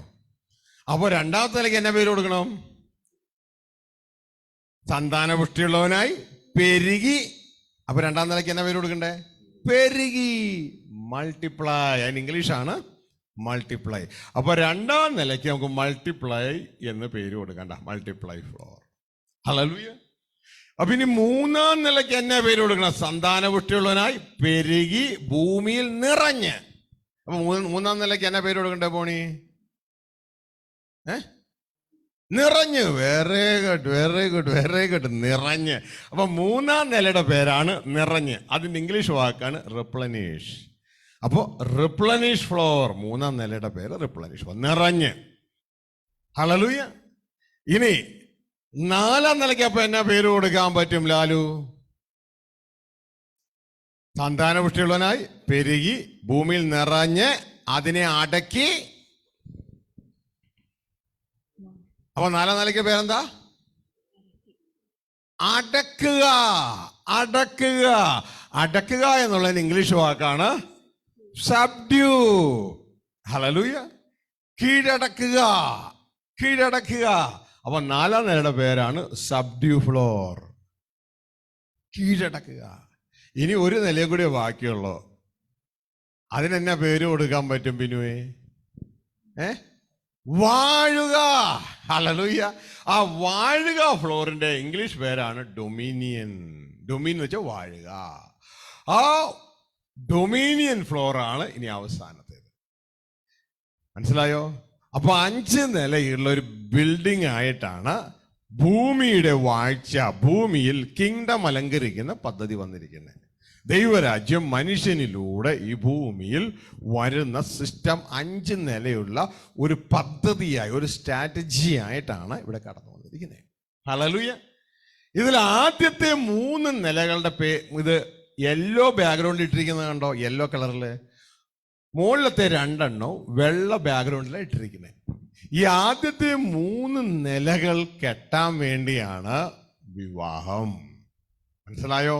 ദൈവം വിവാഹം ഓർഗനൈസ് ചെയ്തത് ആദ്യത്തെ 3 നിലകൾ കെട്ടാൻ വേണ്ടിയാണ്. ഈ 3 നില കെട്ടിക്കഴിഞ്ഞിട്ട് വേണമെങ്കിൽ 4ഉം 5ഉം കെട്ടാൻ. ഹല്ലേലൂയ. അപ്പോ വിവാഹം എന്തിനാന്ന് മനസ്സിലാകാതെ ചുമ്മാ എനിക്ക് സെക്സ് താല്പര്യം നിവർത്തിക്കാൻ വേണ്ടി ഒരു വിവാഹം, അങ്ങനെയല്ല. പകരം ഈ ഭൂമിയിൽ ദൈവത്തിന്റെ സാദൃശ്യമുള്ള മനുഷ്യർ നിറയണം. മനസ്സിലായോ? അപ്പൊ ഇനി പണികൾ കണ്ടമാനാ. ദൈവത്തിന്റെ സാദൃശ്യം മനുഷ്യരിൽ നിന്ന് പോയി. ഹല്ലേലൂയ. പിന്നെ ഈ മനുഷ്യരെ ദൈവം ഉണ്ടാക്കിയപ്പോൾ മരണമില്ലായിരുന്നു. ഇപ്പൊ എല്ലാത്തിനെയും മരണം പിടിച്ചു. ഇതൊക്കെ റെഡിയാക്കി എടുക്കണം. അതിനുവേണ്ടിയാണ് 5 അംഗ സംഘം. പക്ഷെ 5 അംഗ സംഘമൊക്കെ ഇതൊക്കെ വിട്ടുപോയി. ഇതൊക്കെ 5 അംഗ സംഘം ഇതൊക്കെ വിട്ടിട്ട് അവരിപ്പോ വേറെ പരിപാടിയില്ല. മനസ്സിലാവുന്നുണ്ടോ? ഈ 5 അംഗ സംഘം വേണം ഈ വിശുദ്ധന്മാരെ യഥാർത്ഥ സ്ഥാനത്തേക്ക് കൊണ്ടുവരാൻ, യഥാസ്ഥാനപ്പെടുത്തണം. ദൈവം ആഗ്രഹിക്കുന്ന സ്ഥാനത്തേക്ക് കൊണ്ടുവരണം. റീസ്റ്റോർ ചെയ്യാന്ന് പറയുന്ന അതിന്റെ അർത്ഥം. ഹല്ലേലൂയ. അപ്പോ ആ ഒരു തലത്തിലേക്ക് ചിന്തിച്ചു വേണം ദൈവദാസന്മാരെ നിൽക്കാൻ. ഇതിലേക്ക് അങ്കിലെ ജനങ്ങൾ വരത്തുള്ളൂ. കാരണം ജനങ്ങൾക്ക് ഇതൊന്നും അറിയത്തില്ല, എല്ലാം കുരുടന്മാരാ. അപ്പൊ കർത്താവ് പറഞ്ഞു, കുരുടനാണ് ഇവരെ നടത്തുന്നെങ്കിൽ എല്ലാവരും കുഴിയിൽ വീണു പോകാനായിട്ട് ഇടയാവും. അപ്പൊ ഇതിലേക്ക് തിരിച്ചു കൊണ്ടുവരണം. അപ്പൊ ആദ്യത്തെ 3 നിലകൾ കെട്ടി ഇവരെ നിറയണം, ഭൂമിയിൽ നിറയണം. ഈ ഭൂമിയിൽ നിറഞ്ഞാൽ മാത്രം മതിയോ? ബാക്കി 2 നില കെട്ടണ്ടേ? ബാക്കി 2 നില കെട്ടാൻ ഇന്നത്തെ കുടുംബത്തിന് പറ്റത്തില്ല. വീഴ്ചയ്ക്ക് മുമ്പുള്ള കുടുംബത്തിന് പറ്റുമായിരുന്നു. പാപം ചെയ്ത് വീഴുന്നതിന്, മനുഷ്യരെ കീഴടക്കുന്നതിന് മുമ്പുള്ള കുടുംബത്തിന് കഴിയുമായിരുന്നു. പക്ഷേ ഇന്ന് എന്തിനാ ഇട്ടിച്ചെന്ന് പോലും അറിയാത്ത ബോഷന്മാരായി മനുഷ്യർ മാറിപ്പോയി. അപ്പൊ ഇവരെ കൊണ്ട് ഈ പരിപാടി ഒന്നും നടക്കത്തില്ല. സബ്ഡ്യൂ നടക്കത്തില്ല, ഡൊമിനിയനും നടക്കത്തില്ല. സബ്ഡ്യൂ എന്ന് വെച്ചാൽ കീഴടക്കുക, അടക്കുക, തോൽപ്പിക്കുക. അതും നടക്കത്തില്ല. അവരെ കൊണ്ട് അതുകൊണ്ട് വാഴ്ച നടക്കത്തില്ല. കാരണം ഇവരെയൊക്കെ മരണം വാഴുകയാണ്. മനസ്സിലായോ? ആദ്യത്തെ 3 നില കെട്ടി ഇതാ ഒരു കുഞ്ഞായി, ഒരു കുഞ്ഞ്. എങ്ങനെ ഇത് 3 നില കെട്ടണമെന്ന് അറിയാമോ? ഇതാ ഒരു പുരുഷനും സ്ത്രീയും കൂടെ വിവാഹം കഴിച്ചു. ഇതാ അവർ സ്നേഹം പങ്കിട്ടപ്പോൾ ഒരു കുഞ്ഞ് ജനിച്ചു. ദൈവം വെച്ച വ്യവസ്ഥയാണത്. അതാണ് ആദ്യത്തെ നില, ഫ്രൂട്ട്ഫുൾ, സന്താനപുഷ്ടിയുള്ളവനായി. മനസ്സിലായോ? സന്താനം വന്നു. ഇനി 2, അതുകൊണ്ട് മൾട്ടിപ്ലൈ ചെയ്തില്ല. ഇതാ ആദ്യത്തെ കുഞ്ഞിന്റെ പേര്, നിങ്ങൾക്ക് എത്ര മക്കളാ? 2 പേര്. ആദ്യത്തെ കുഞ്ഞ് ഇത് മൂത്തതാണ്, ഇളയതാ? മൂത്തതിന്റെ പേര് അമല, അല്ലെ? അപ്പൊ അമല ജനിച്ചു. അമല ജനിച്ചപ്പോ ഇതാ ഫ്രൂട്ട്ഫുള്ളായി, മൾട്ടിപ്ലൈ ആയില്ല, ഫ്രൂട്ട്ഫുള്ളായി. ഈ അമലയ്ക്ക് ശേഷം കുറച്ചാൾ കഴിഞ്ഞപ്പോ അടുത്ത മോള് ജനിച്ചു. മോളുടെ പേരെന്താ? അമയ, അല്ലേ? അപ്പൊ അമയ ജനിച്ചപ്പോ 2ാം നില കെട്ടി, ഒന്നോട് കൂടി മൾട്ടിപ്ലൈ ആയി. മനസ്സിലായി? എണ്ണം കൂടിയതുണ്ടോ? ഇനി അടുത്ത ജനിച്ചു കഴിഞ്ഞാൽ വീണ്ടും മൾട്ടിപ്ലൈ ആയിക്കൊണ്ടിരിക്കും. അപ്പോ ഒന്നല്ല, അതിൽ കൂടുകയാണ്. ഇനി ദാ ഈ അമയെയും അമലയെയും ഒക്കെ വിവാഹം കഴിച്ച് അയക്കൂലേ? അപ്പൊ എന്ത് സംഭവിക്കുന്ന അറിയാമോ? ഇതാ വയനാട്ടിൽ അയക്കുന്ന ആ പെങ്കുഞ്ഞിനെ വിവാഹം കഴിച്ച് തൃശ്ശൂരേക്ക് അയച്ചു. കണ്ടോ അതങ്ങ നിറയണ കണ്ടോ? ഇപ്പൊ വയനാട്ടിൽ നിന്ന് എങ്ങോട്ട് നിറഞ്ഞു? ഇതാ വയനാട്ടിൽ നിന്ന് തൃശ്ശൂരിലേക്കായി. മനസ്സിലായി? അടുത്ത കുഞ്ഞിന് ചിലപ്പോൾ അവിടെ നിന്ന് തിരുവനന്തപുരത്തേക്കായി ഇനിയും വിടുന്നേ. ഇതാ അവിടുന്ന് അങ്ങോട്ടേക്കായി. അത് 3ാം നില കെട്ട് റിപ്ലനിഷിലേക്ക് എത്തി, നിറയാൻ തുടങ്ങി മനുഷ്യൻ. മനസ്സിലായോ? ഇതുകൊണ്ട് ദൈവത്തിന് പറയുന്നത്, ഒരുവനിൽ നിന്ന് ഭൂമി മുഴുവൻ കുടിയിരിക്കാൻ വേണ്ടി ഇത്രയും മനുഷ്യനെ ഉണ്ടാക്കി. എങ്ങനെ? വിവാഹത്തിലൂടെ. അപ്പൊ ഈ ഒരു പ്രോസസ്സിലൂടെയാണ് ഇത് ഉണ്ടാക്കിയെടുക്കുന്നത്. ഹല്ലേലൂയ. വിവാഹം എന്ന പ്രോസസ്സിലൂടെ. കോൺക്രീറ്റ് മിക്സ് എങ്ങനെ ഉണ്ടാക്കിയെടുക്കണേ? ഒരു മിക്സർ വാങ്ങിക്കുന്നു, അതിലേക്ക് സിമെന്റും മെറ്റലും ചരലും വെള്ളവും കൂടെ ഒഴിക്കുന്നു. ഒരല്പസമയത്തിന് കോൺക്രീറ്റ് വെളിയിൽ. ഇതേപോലെ ദൈവം ഓർഗനൈസ് ചെയ്ത മിക്സർ മെഷീൻ അല്ല, പകരം സന്താനപുഷ്ടികളായി പെരുകി ഭൂമിയിൽ നിറയാനുള്ള സെറ്റപ്പാണ് വിവാഹം. മനസ്സിലായോ? വിവാഹം കഴിഞ്ഞു, അതോടുകൂടി എന്ത് സംഭവിക്കുന്നറിയാമോ? ഇതാ കുഞ്ഞുങ്ങൾ വിവാഹം കഴിച്ചതോടുകൂടി, നമ്മൾ ആദ്യം ഒരു പിക്ചർ കണ്ടില്ലേ? ഒരു മനുഷ്യന്റെ ആദ്യം കൊച്ചു കുഞ്ഞായി ജനിച്ചു, പിന്നെ കുറച്ചും കൂടി വളർന്നു, സ്കൂളിൽ പോയി, കോളേജിൽ പോയി, അതിനുശേഷം ഡിഗ്രിയൊക്കെ കഴിഞ്ഞു, ഒരു ജോലി കിട്ടി, പിന്നെ വിവാഹം കഴിഞ്ഞു, അതിന് കുഞ്ഞുങ്ങളെ ജനിച്ചു. അതിനുശേഷം ഈ അപ്പച്ചനും അമ്മച്ചിയും നേരെ പ്രായം, മരണം അവരെ പിടികൂടി. അവർ നേരെ അവരുടെ തൊലിയൊക്കെ ചുക്കിച്ചുളിഞ്ഞ് അവസാനം എങ്ങും പോകാൻ പറ്റാതെ വീടിൻ്റെ ഉള്ളിൽ തന്നെ കുടുങ്ങി. അവസാനം ഇതാ കട്ടിൽ ലിമിറ്റഡായി, അവസാനം സെമിത്തേരി ലിമിറ്റഡ്, മരിച്ചു, സെമിത്തേരി ലിമിറ്റഡായി തീർന്നു. അവസാനത്തെ 2 നില കെട്ടാൻ അവരില്ല, സബ്ഡ്യൂ കീഴടക്കാനും അവരില്ല, ഭരിക്കാനും അവര് ഇല്ല. പകരം ആരവരെ കീഴടക്കി? മരണം അവരെ കീഴടക്കി. ഹല്ലേലൂയ. മരണം കയറി വാഴുകയാ. അവർക്ക് വാഴാൻ പറ്റുന്നില്ല, മനുഷ്യർക്ക് വാഴാൻ പറ്റുന്നില്ല, മരണം കയറി വാഴുകയാ. ദയനീയമാണല്ലേ മനുഷ്യന്റെ കാര്യം? അവൻ ഉണ്ടാക്കിയതൊന്നും അനുഭവിക്കാനും കഴിയുന്നില്ല, മരണം കയറി അവനെ വാണ് പോവുക. ഇവിടെയാണ് ക്രിസ്തുവിന്റെ ട്രൂ ചർച്ചിന്റെ ഉപയോഗം. മനസ്സിലായോ? സ്വർഗത്തിലെ ദൈവം ക്രിസ്തുവിലൂടെ ഇൻസ്റ്റാൾ ചെയ്തിട്ടില്ല, ഭൂമിയിൽ ഇൻസ്റ്റാൾ ചെയ്തിട്ടുള്ള ട്രൂ ചർച്ചിന്റെ ഉപയോഗം. അതിലൂടെ, ക്രിസ്തുവിലൂടെ കയറി നമുക്ക് പിതാവിന്റെ അടുക്കലെത്താം. ഈ സിസ്റ്റത്തിൽ നിന്ന് രക്ഷപ്പെടാൻ ആകാശത്തിന് കീഴിൽ മനുഷ്യരുടെ ഇടയിൽ ഒരേ ഒരു നാമമേ ഉള്ളൂ, യേശു ക്രിസ്തുവിന്റെ നാമം. ഹല്ലേലൂയ. അപ്പോ ഈ നാമോ ഇന്ന് കറപ്റ്റഡ് ആക്കിയിട്ട് ഇത് തെറ്റായ രീതിയിൽ ഉപയോഗിക്കുക, അവിടെ എത്തണില്ല. കർത്താവേ കർത്താവ് എന്നുള്ള വിളി മാത്രമേ ഉള്ളൂ, സ്വർഗരാജ്യത്തിൽ എത്തുന്നില്ല. ഹല്ലേലൂയ. കാരണം ഇത് തെറ്റായിട്ടാണ് ഉപയോഗിക്കുന്നത്. തെറ്റായിട്ട് ഉപയോഗിക്കുന്നതുകൊണ്ട് അവിടെ എത്തുവാനായിട്ട് കഴിയുന്നില്ല. അതാ എയ്റോപ്ലെയിൻ കൊടുത്തു എന്തിനു വേണ്ടിയാണെന്നറിയാമോ? എയ്റോപ്ലെയിൻ കൊടുത്തത് സമുദ്രങ്ങളുടെ മുകളിലൂടെ പറന്ന് നിനക്ക് അപ്പുറമുള്ള വൻകരയിൽ എത്താനാണ് കൊടുത്തത്. പക്ഷെ എയ്റോപ്ലെയിൻ കൊടുത്തത് KSRTC ഓടിച്ചുകൊണ്ടിരുന്ന ഡ്രൈവറുടെ കയ്യിലായിരുന്നു. പുള്ളി അത് KSRTC ഓടിക്കുന്നത് പോലെ തന്നെ തിരുവനന്തപുരത്തുനിന്ന് ഉടനെ അടുത്ത കൊല്ലത്തേക്ക് യാത്രയായി. പോകുന്ന വഴിക്ക് 2 ചിറകും സൈഡിലെ പോസ്റ്റിലിടിച്ച് താഴെ പോയി. എന്നിട്ട് ഉടനെ തന്നെ പുള്ളി വാദിക്കാൻ തുടങ്ങി, ഇത് പൊങ്ങത്തൊന്നും ഇല്ലാട്ടോ, ഇത് റോട്ടിലൂടെ ഓടത്തുള്ളൂ, സംശയം ഉണ്ടെങ്കിൽ ഡിബേറ്റിന് വാ എന്നൊക്കെയാ പറയാ. കാരണം സുബോധമില്ല, ഇത് എന്തിനാ തന്നെന്നുള്ള സുബോധമില്ല. ഇനി ഭൂമിയിലുള്ളതല്ല, ഉയരത്തിലുള്ളത് തന്നെ ചിന്തിക്കുക. ഇനിയും ഭൂമിയിലുള്ളത് ചിന്തിച്ചുകൊണ്ടിരുന്നാൽ നീ പോകും, നീ നശിച്ചു പോകും. പകരം ഇനിയും ഭൂമിയിലുള്ളതല്ല, നിന്റെ പൗരത്വം സ്വർഗത്തിലാ, ഉയരത്തിലുള്ളത് ചിന്തിക്കുക, അങ്ങോട്ടേക്ക് കയറി വാ എന്നാ ദൈവത്തിന്റെ വചനം നമ്മളോട് പറയുന്നത്. അപ്പൊ അതിന് ഇനി ജഡത്തിലല്ല, ഭൂമിയിൽ ജീവിക്കുന്ന ജഡത്തിൽ ജീവിക്കുക. ഇനി നിങ്ങൾ ആത്മാവിൽ തുടങ്ങിയിരിക്കുന്നു, ഉയരത്തിൽ ആത്മാവിൽ തുടങ്ങിയിരിക്കുന്നു. അതുകൊണ്ട് ബുദ്ധിയില്ലാത്ത ഗലാത്യരെ പോലെ നിങ്ങൾ ആത്മാവ് കൊണ്ട് ആരംഭിച്ചിട്ട് വീണ്ടും ജഡത്തിലേക്ക് തിരിയരുത് എന്ന് പറഞ്ഞാൽ നിങ്ങൾക്കൊന്നും മനസ്സിലാണില്ല. കാരണം ജഡത്തിൽ ഇവർ മുഴുകിപ്പോയി. അനവസ്രാതി സഹോദരന്മകൾ പറഞ്ഞുകൊണ്ടിരിക്കുക എപ്പോഴും.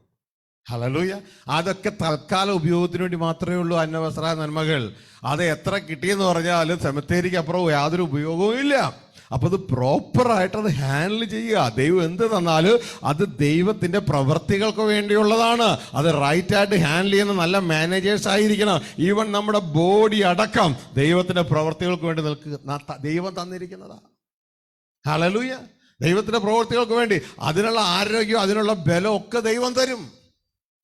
കാരണം അത് ദൈവത്തിന്റെ പ്രവൃത്തികൾക്ക് വേണ്ടിയുള്ളതാ. ഹല്ലേലൂയ. ദൈവം നമുക്ക് തരും. അതിനെ ഓർത്തൊന്നും വ്യാകുലപ്പെടേണ്ട. നിന്റെ പ്രവൃത്തി എന്താണോ അതിന് തക്കവനുള്ള ശക്തി ദൈവം നിനക്ക് തന്നിരിക്കും. മനസ്സിലായോ?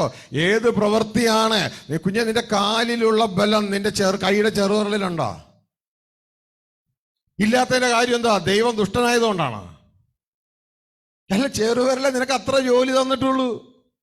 മറ്റുള്ള ഈ 4 വിരലിന്റെ കൂടെ ഈ പാമ്പിന്റെ കൂടെ നീ നിന്ന് കൊടുത്താൽ മതി. ഫെലോഷിപ്പ്. അതായത് പത്രോസ് പ്രസംഗിക്കാൻ എഴുന്നേറ്റ് നിന്നപ്പോൾ നീ കൂടെ എന്ന് എഴുന്നേറ്റ് നിന്നാൽ മതി. പത്രോസിനെ വലിച്ച് താഴെടാനല്ല, പകരം പത്രോസിനോട് കൂടെ നിന്ന് ഞങ്ങളും കൂടെ ഉണ്ട്. മനസ്സിലായോ? അതേപോലെ നീ ചുമ്മാ കൂടെ നിന്നാൽ അപ്പൊ നിനക്ക് ഇത്രയും ബലമൊക്കെ മതി. പക്ഷെ കാലിന് ആ ബലം മതിയോ? പോരാ, കാലിന് കൂടുതൽ ബലം വേണം. ഹല്ലേലൂയ. കാലിന് കൂടുതൽ ബലം വേണം അല്ലേ? ഇന്നലത്തെ ദിവസം നിങ്ങളിവിടെ ഇരുന്ന് തളർന്നില്ലേ? ഇല്ലേ? കൂടുതൽ ക്ലാസ് ആയി പോയില്ലേ? ഇരുന്ന്. പക്ഷേ നിങ്ങളുടെ മുമ്പിൽ ദൈവം നിർത്തിയ, ഞാൻ എത്ര മണിക്കൂർ ദൈവനെ നിർത്തിയെന്നറിയോ? 8 മണിക്കൂർ. 8 മണിക്കൂർ നിർത്തിയിട്ട് അയ്യോ എനിക്ക് കാല് എന്ന് പറഞ്ഞ് വരാതിരുന്നോ? ഇവിടെ ദൈവം നിർത്തണേ, നമ്മളെ ദൈവ ബലത്തോടെ നിർത്തണേ. നമ്മളെ നിർത്തുന്നത് ദൈവത്തിന്റെ പ്രതിനിധിയായിട്ടാണ്, ദൈവത്തിന്റെ വോയിസ് ആയിട്ടാണ്, ദൈവത്തിന്റെ ശരീരമായിട്ടാണ്. അപ്പൊ എന്താണോ നമ്മുടെ കോളിങ് അതനുസരിച്ചുള്ള ബലം ദൈവം നമുക്ക് തരും. മനസ്സിലാവുന്നുണ്ടോ?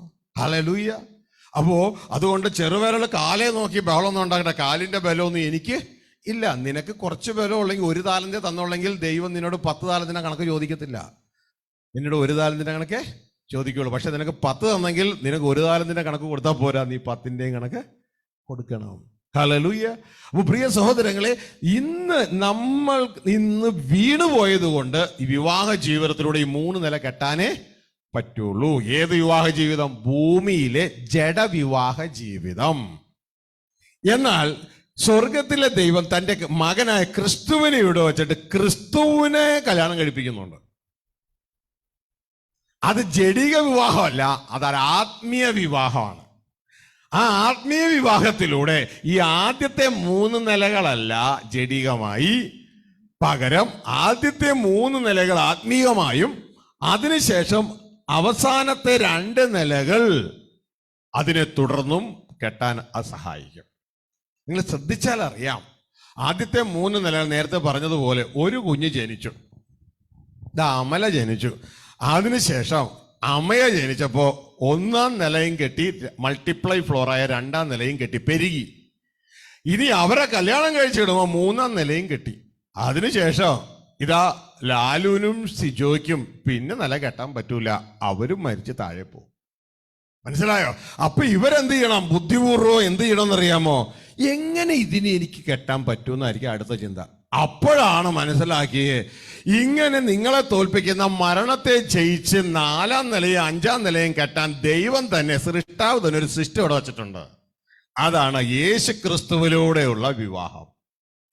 ആ വിവാഹത്തിൽ പുരുഷനും സ്ത്രീയും, ലാലുവും സിജോയും 2 പേരും ആത്മീയ മണ്ഡലത്തിൽ സ്ത്രീകളാണ്. അതാണ് സഭ എന്ന് പറയുന്നത്. യേശുവിനെ രക്ഷകനായി സ്വീകരിച്ച എല്ലാവരും സഭയോട് ചേരാൻ കർത്താവ് അനുവാദം നൽകി.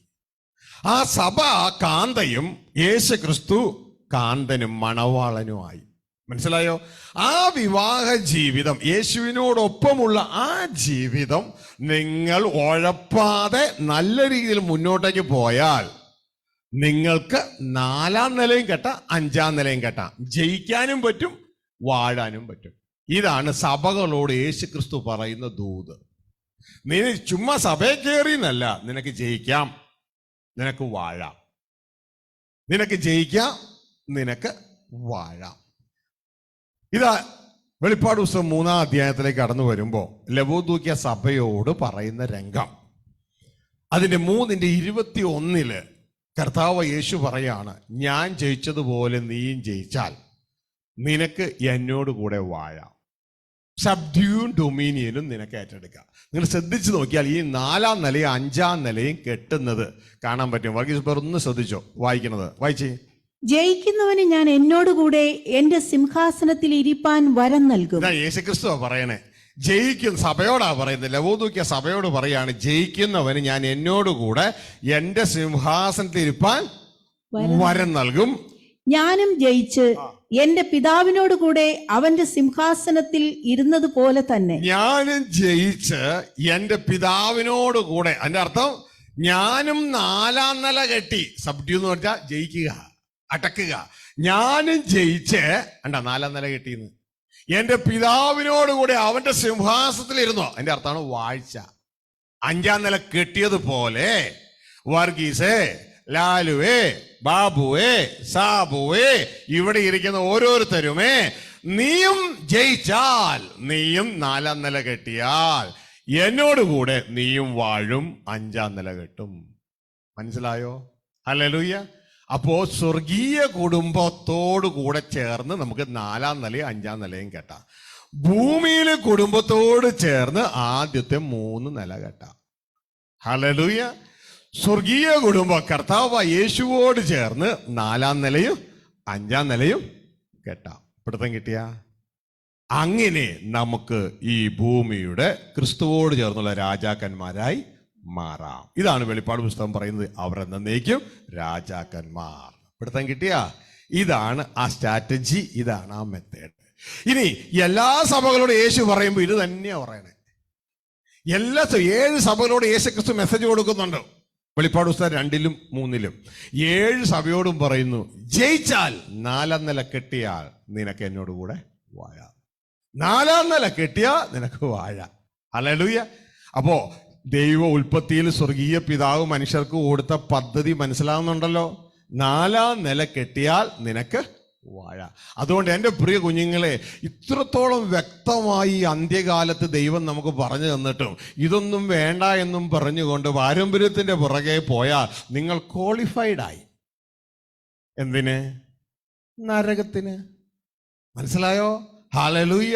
ഇത്ര വലിയ രക്ഷ, ഈ വചനം പറയുന്നു, ഇത്ര വലിയ രക്ഷയെ നീ ഗണ്യമാക്കാതെ പോയാൽ എങ്ങനെ ശിക്ഷാവിധി?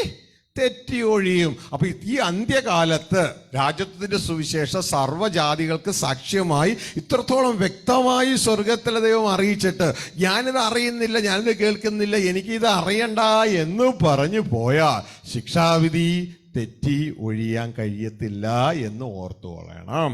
ഹല്ലേലൂയ. അപ്പൊ സമയത്തിന്റെ കുറവ് പോലും ഞാൻ ഇനി അവിടെ നിൽക്കുന്നില്ല, ഞാൻ അടുത്ത മണ്ഡലത്തിലേക്ക് പോകട്ടെ. ഈ വിവാഹം ദൈവം ഓർഡർ ചെയ്തത് മനുഷ്യന്റെ ജീവിതത്തിൽ മരണമില്ലാത്ത സമയത്തായിരുന്നു. ഹല്ലേലൂയ. പക്ഷെ ഇന്ന് പറയുന്നത് മനുഷ്യൻ പിശാചിനെ പോയി അനുസരിച്ച് അവന്റെ ജീവിതത്തിൽ മരണം കയറി വന്നു. മാത്രമല്ല അവൻ കോമയിലായിപ്പോയി. പ്രാന്താശുപത്രിയിലേക്ക് ചെന്ന് കഴിഞ്ഞാൽ ഓരോരുത്തരും കിടക്കണ കിടപ്പാണ്. എങ്ങനെ ഒന്നും അറിഞ്ഞൂടാ. കഴിഞ്ഞ ദിവസം ഞാൻ ഒരു ആശുപത്രി ചെന്ന സമയത്ത് ഒരാ അമ്മച്ചി ഇങ്ങനെ എന്താന്ന് ഒരു പിടുത്തമില്ല അവർക്ക്. ഇതേപോലെ ഇന്നത്തെ മനുഷ്യർ ദൈവം എന്തിനാ അവരെ ഉണ്ടാക്കിയെന്നോ എങ്ങനെയാ ഉണ്ടാക്കി ഇതൊന്നും അറിയില്ല. എന്താണ് ഉണ്ടാക്കിയത്, എങ്ങനെയാ ഉണ്ടാക്കിയെന്നും അറിയത്തില്ല. ഇതൊന്നും അറിയാതെ ഇങ്ങനെ പോവുക. സഭ നടത്തുന്നത് എന്താണ് വിവാഹം എന്ന് പോലും അറിയത്തില്ല. വിവാഹം കഴിപ്പിച്ച് വിടുക.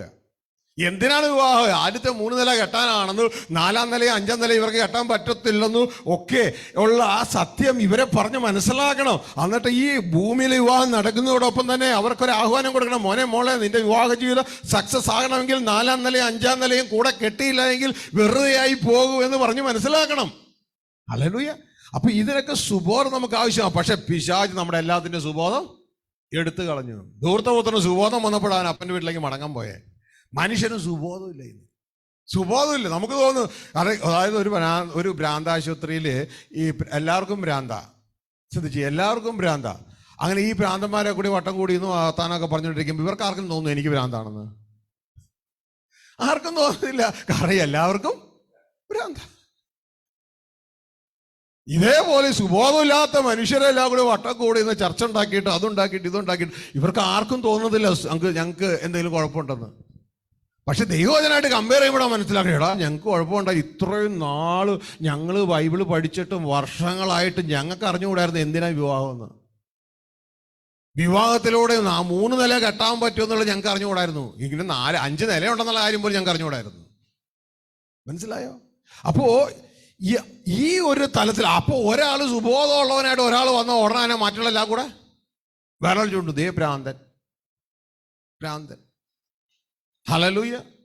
യേശുവിനെ കുറിച്ച് ഇതുപോലെ തന്നെ അന്ന് പറഞ്ഞോണ്ടിരുന്നേ. യേശുവിനെ കുറിച്ച് ഇതാ അവൻ എന്തോ ഒരു സുഖമില്ലാന്ന് തോന്നുന്നു. അവനെ മദ്യപാനികളുടെ കൂട്ടുകാരനാണ്.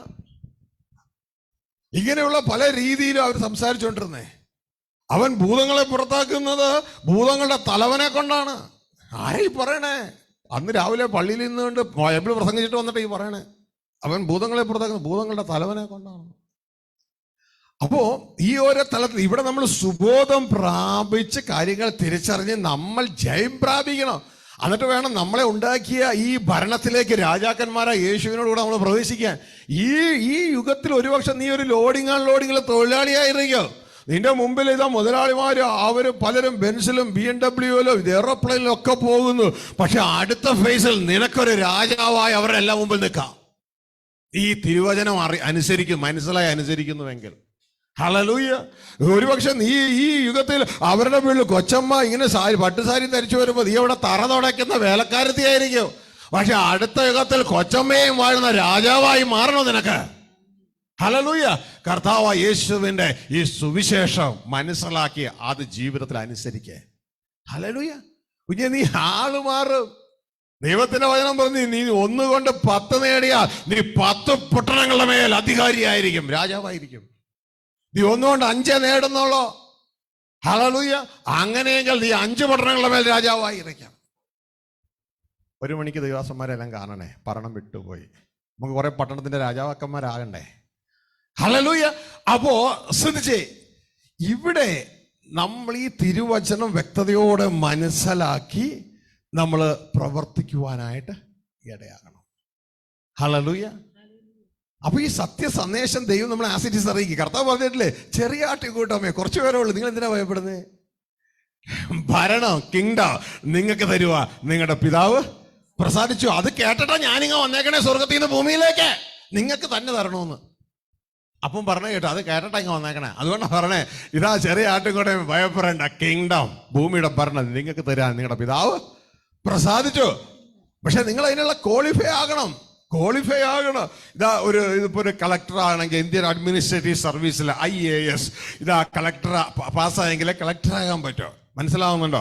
ഇത് ഇന്ത്യൻ അഡ്മിനിസ്ട്രേറ്റീവ് സർവീസിൽ നിങ്ങൾ കളക്ടർ ആകുന്നതൊക്കെ നല്ല കാര്യമാണ്. ഒക്കെ നിങ്ങൾക്ക് ഒരു 10, 20, 30 വർഷമൊക്കെ ഒരുപക്ഷെ ആ ഒരു ജീവിച്ചിട്ട് പിന്നെ നിങ്ങൾക്ക് ദ്രവിച്ച് നശിച്ച് ഒന്നുമില്ലാതായി പോവാം. ഓക്കെ. പക്ഷെ ഇവിടെ ഞാൻ നിങ്ങളോട് സംസാരിക്കുന്ന ഈ ട്രെയിനിങ് എന്ന് പറയുന്ന IAS അല്ല. ഇതിന്റെ മുമ്പിൽ IAS ഒക്കെ ചെറുതാ. ഹല്ലേലൂയ.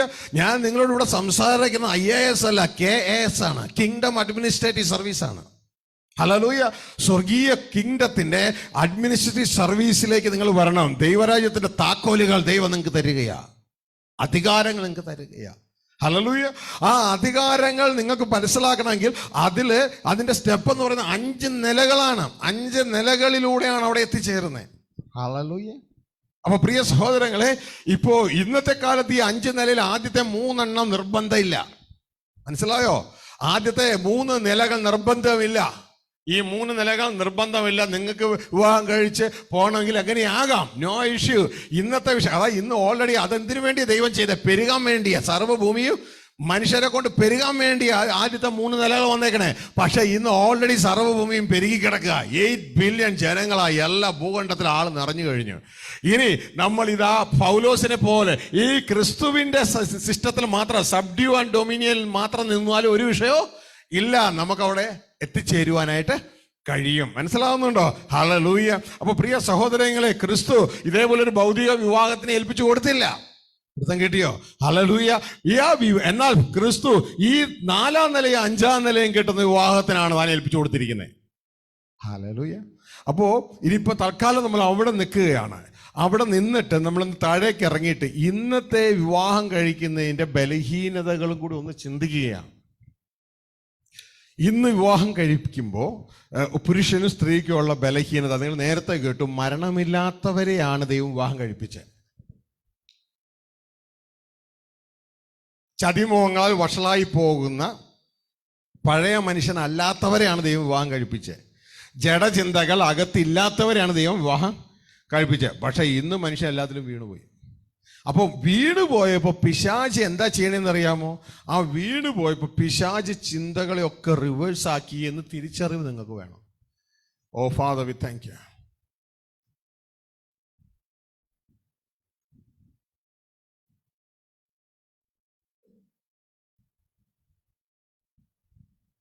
ഇന്നലെ നിങ്ങൾ പഠിച്ച കാര്യങ്ങൾ ഓർക്കുന്നുണ്ടോ? 2 സിസ്റ്റം.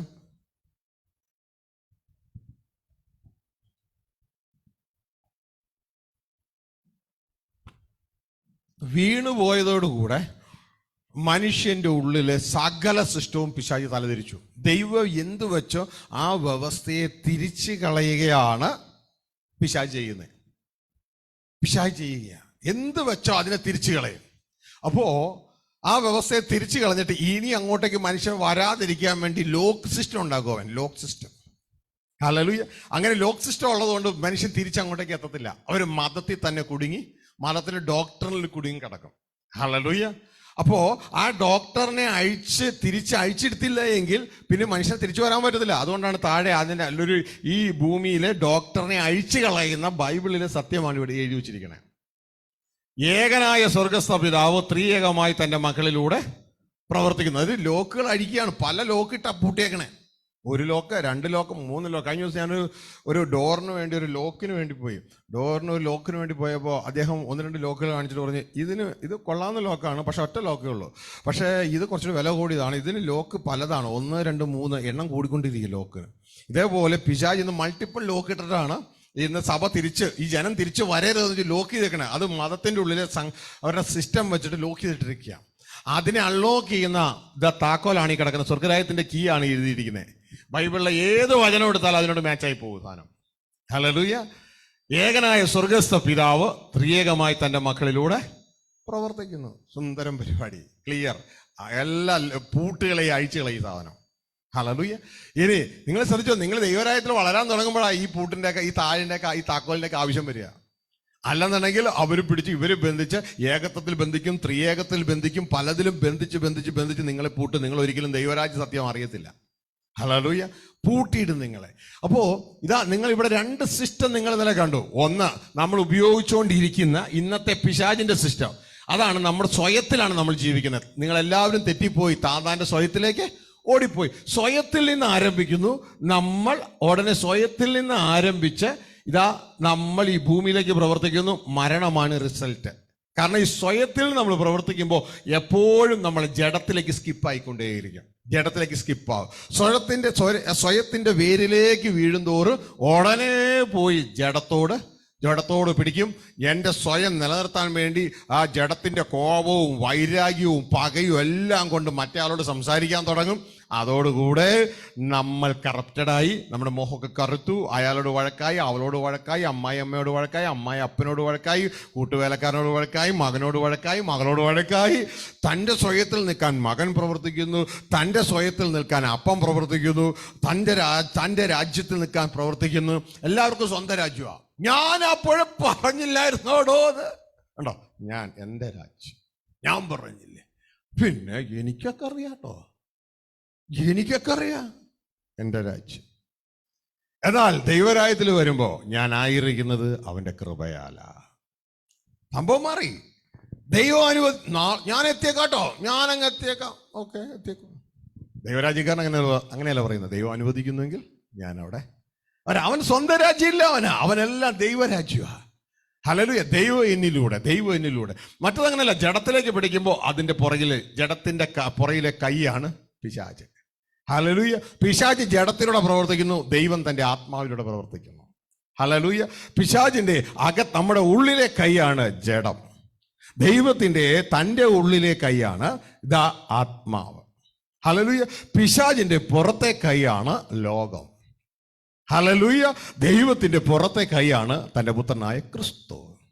ഹല്ലേലൂയ. എങ്ങനെയാണോ ദൈവം സെറ്റ് ചെയ്തിരിക്കുന്നത് അതേപോലെ തന്നെയാണ് പിശാച് സെറ്റ് ചെയ്തിരിക്കുന്നത്. ഹല്ലേലൂയ. വീണ്ടും കേട്ടോ, മുട്ടുമ്പോൾ നിന്ന് പ്രാർത്ഥിച്ച് കേട്ടോ, ധ്യാനിച്ച് കേട്ടോ, കാര്യങ്ങളെ നിങ്ങൾക്ക് ദൈവം മനസ്സിലാക്കി തരാം. ഹല്ലേലൂയ. അപ്പോൾ ഇത് ചിലർക്ക് ദൈവം മനസ്സിലാക്കി കൊടുക്കത്തേ ഇല്ല. നിങ്ങൾ കണ്ണുകൊണ്ട് കണ്ടിട്ട്, ചെവി കൊണ്ട് കേട്ടിട്ട്, ഹൃദയം കൊണ്ട് തിരിയാതിരിക്കേണ്ടതിന് ഞാൻ അവരുടെ മനസ്സുകളെ കുരുടാക്കിയെന്ന് ദൈവം പറഞ്ഞ. ദൈവം തന്നെ കുരുടാക്കി വെച്ചിരിക്കുക, അവരറിയരുത്. അതിന്റെ കാരണം എന്ന് പറഞ്ഞാൽ നിന്റെ സ്വയത്തിലെ നികളമാണ്. ദൈവമേ, ഞാൻ ആയിരിക്കുന്നത് അങ്ങയുടെ കൃപയാല, ഇത്രയും അറിഞ്ഞത് അങ്ങയുടെ കൃപയാല. അങ്ങ് അനുവദിക്കുന്നില്ലെങ്കിൽ എനിക്ക് ഒന്നും മനസ്സിലാകത്തില്ല. യാഥാർത്ഥ്യം അതാ. അത് സമ്മതിച്ച് അങ്ങ് ചെന്ന് കഴിഞ്ഞാൽ താഴ്മയുള്ളവർക്ക് ദൈവം അധികം കൃപ കൊടുക്കും.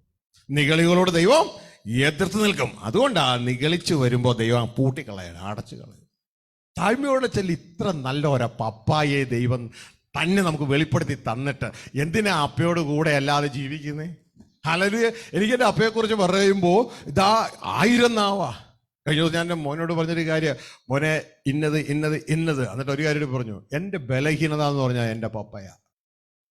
ഏത് പപ്പ? ഭൂമിയിലെ പപ്പയല്ല, സ്വർഗത്തിലെ പപ്പ. ഞാൻ എൻ്റെ പപ്പയെക്കുറിച്ച് ചിന്തിക്കുമ്പോൾ, എൻ്റെ പപ്പയെക്കുറിച്ച് ആഗ്രഹിക്കുമ്പോൾ, എൻ്റെ പപ്പയുടെ വചനം ധ്യാനിക്കുമ്പോൾ എൻ്റെ 2 കണ്ണിൽ നിന്ന് വെള്ളം വന്നുകൊണ്ടേയിരിക്കും. കരഞ്ഞോണ്ടല്ല, സന്തോഷത്തിൻ്റെ കണ്ണുനീര് വന്നുകൊണ്ടേയിരിക്കും. ഹല്ലേലൂയ. പപ്പ ആഗ്രഹിക്കുന്നത് അതാ, നമ്മളുടെ സ്നേഹമാണ്. അത് വാരിക്കോരി കൊടുക്കുന്നേ, വാരിക്കോരി കൊടുക്ക അപ്പന്. ഹല്ലേലൂയ. അപ്പോൾ പ്രിയ സഹോദരങ്ങളെ, ഇതാ ആ ജഡത്തിന്റെ സിസ്റ്റമാണ് നമ്മൾ ഉപയോഗിച്ചുകൊണ്ടിരിക്കുന്നത്. ഈ സിസ്റ്റം ദൈവം നമ്മുടെ ഉള്ളിൽ വെച്ചതല്ല. ഇത് നമ്മുടെ ഉള്ളിൽ പിശാച് ഇൻസ്റ്റാൾ ചെയ്തതാണ്. ഈ സംഭവം വരുന്നതിന് മുമ്പ് ആണ് ദൈവം വിവാഹം ഓർഡർ ചെയ്തത്. ഹല്ലേലൂയ. അപ്പൊ ഈ സംഭവം വന്നപ്പോ ദൈവം എന്ത് വ്യവസ്ഥ വെച്ചോ അതൊക്കെ നേരെ തലതിരിഞ്ഞു. സ്ത്രീയെ ദൈവം തന്നത് പുരുഷന് സഹായിയായിട്ടാണ്, സഹായി. പക്ഷേ ഈ ജഡത്തിന്റെ സിസ്റ്റം സ്ത്രീയുടെ ഉള്ളിൽ പിശാച് ഫിറ്റ് ചെയ്തു, പുരുഷന്റെ ഉള്ളിൽ ഫിറ്റ് ചെയ്തു. പുരുഷനെ ദൈവം ഉണ്ടാക്കിയത് ദൈവത്തിന്റെ ഭുജമായിട്ടാണ്, ദൈവത്തിന്റെ കയ്യായിട്ടാണ്. ഭൂമിയിലെ ദൈവത്തിന്റെ കയ്യ്. പക്ഷെ പുരുഷൻ അത് മറന്നുപോയി. സ്ത്രീയെ ഉണ്ടാക്കി, അത് പുരുഷന്റെ ബലഹീനതയാട്ടോ, വീണുപോയി, പിശാച് ചെയ്താ. ഇനി സ്ത്രീയെ ഉണ്ടാക്കിയത് പുരുഷനെ അതിനുവേണ്ടി സഹായിക്കാനാണ്. സ്ത്രീയുടെ ഉള്ളിൽ തലതിരിച്ചു. ഇന്ന് സ്ത്രീയുടെ മനോഭാവം എന്ന് പറഞ്ഞാൽ പുരുഷനെ സഹായിക്കലല്ല, പകരം അവളുടെ അകത്തേക്ക് തിരിയുമ്പോൾ അവളുടെ മനോഭാവം എൻ്റെ പുരുഷനെ കയ്യിലെടുക്കണം. ഈ ഭർത്താവ് എൻ്റെ ചൊൽപ്പടിക്ക് നിൽക്കണം, ഞാൻ പറയുന്നതനുസരിച്ച് വേണം എൻ്റെ തല നീങ്ങാൻ. ശരീരം തലയെ കൺട്രോൾ ചെയ്യുന്നു. ശ്രദ്ധിച്ചാൽ അറിയാം. ഇതാണ് കുടുംബ കലഹങ്ങളുടെ അടിയിലെ വിഷയം. ഒന്ന്, പുരുഷന് ഞാൻ ദൈവത്തിന്റെ കൈയാണ്, ഭുജമാണെന്നുള്ള കാര്യം അവനറിയില്ല. 2, സ്ത്രീയുടെ ഉള്ളിൽ പിശാച് നിക്ഷേപിച്ച ആ ചിന്ത ദൈവ സഹായിയായിട്ടാണ് വെച്ചത്. പക്ഷേ എൻ്റെ പുരുഷനെ ഞാൻ കയ്യിലെടുക്കണം, എൻ്റെ വരുതിക്ക് കൊണ്ടുവരണം എന്ന് ഒരു സ്ത്രീ ഇല്ലെന്ന് പറഞ്ഞാലും ആ സ്ത്രീ ആഗ്രഹിക്കും.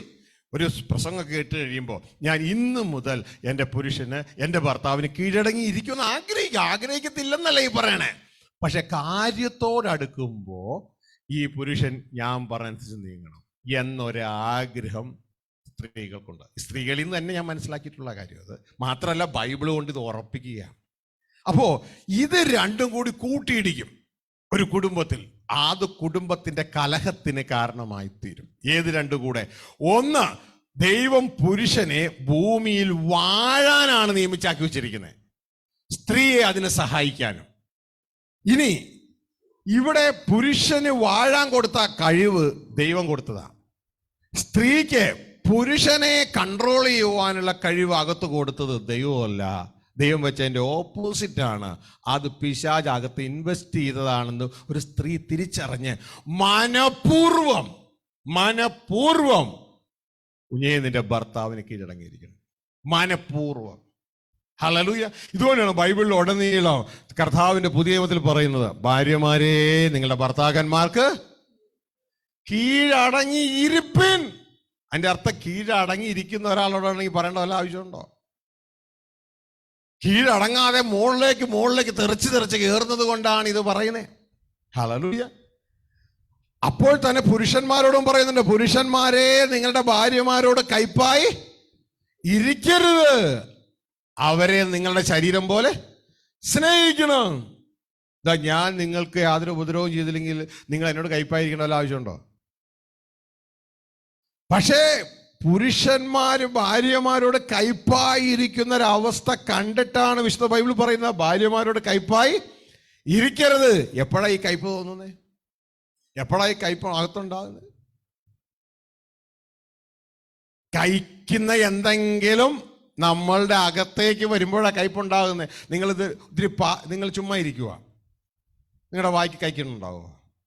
എന്നാൽ ഞാനൊരു ഒരു പാവയ്ക്ക തരുമോ, ഒന്ന് കടിച്ചു നോക്കാൻ പറയാം. നിങ്ങളത് കടിച്ചു ഉടനെ നിങ്ങൾ എന്നാ പറയും?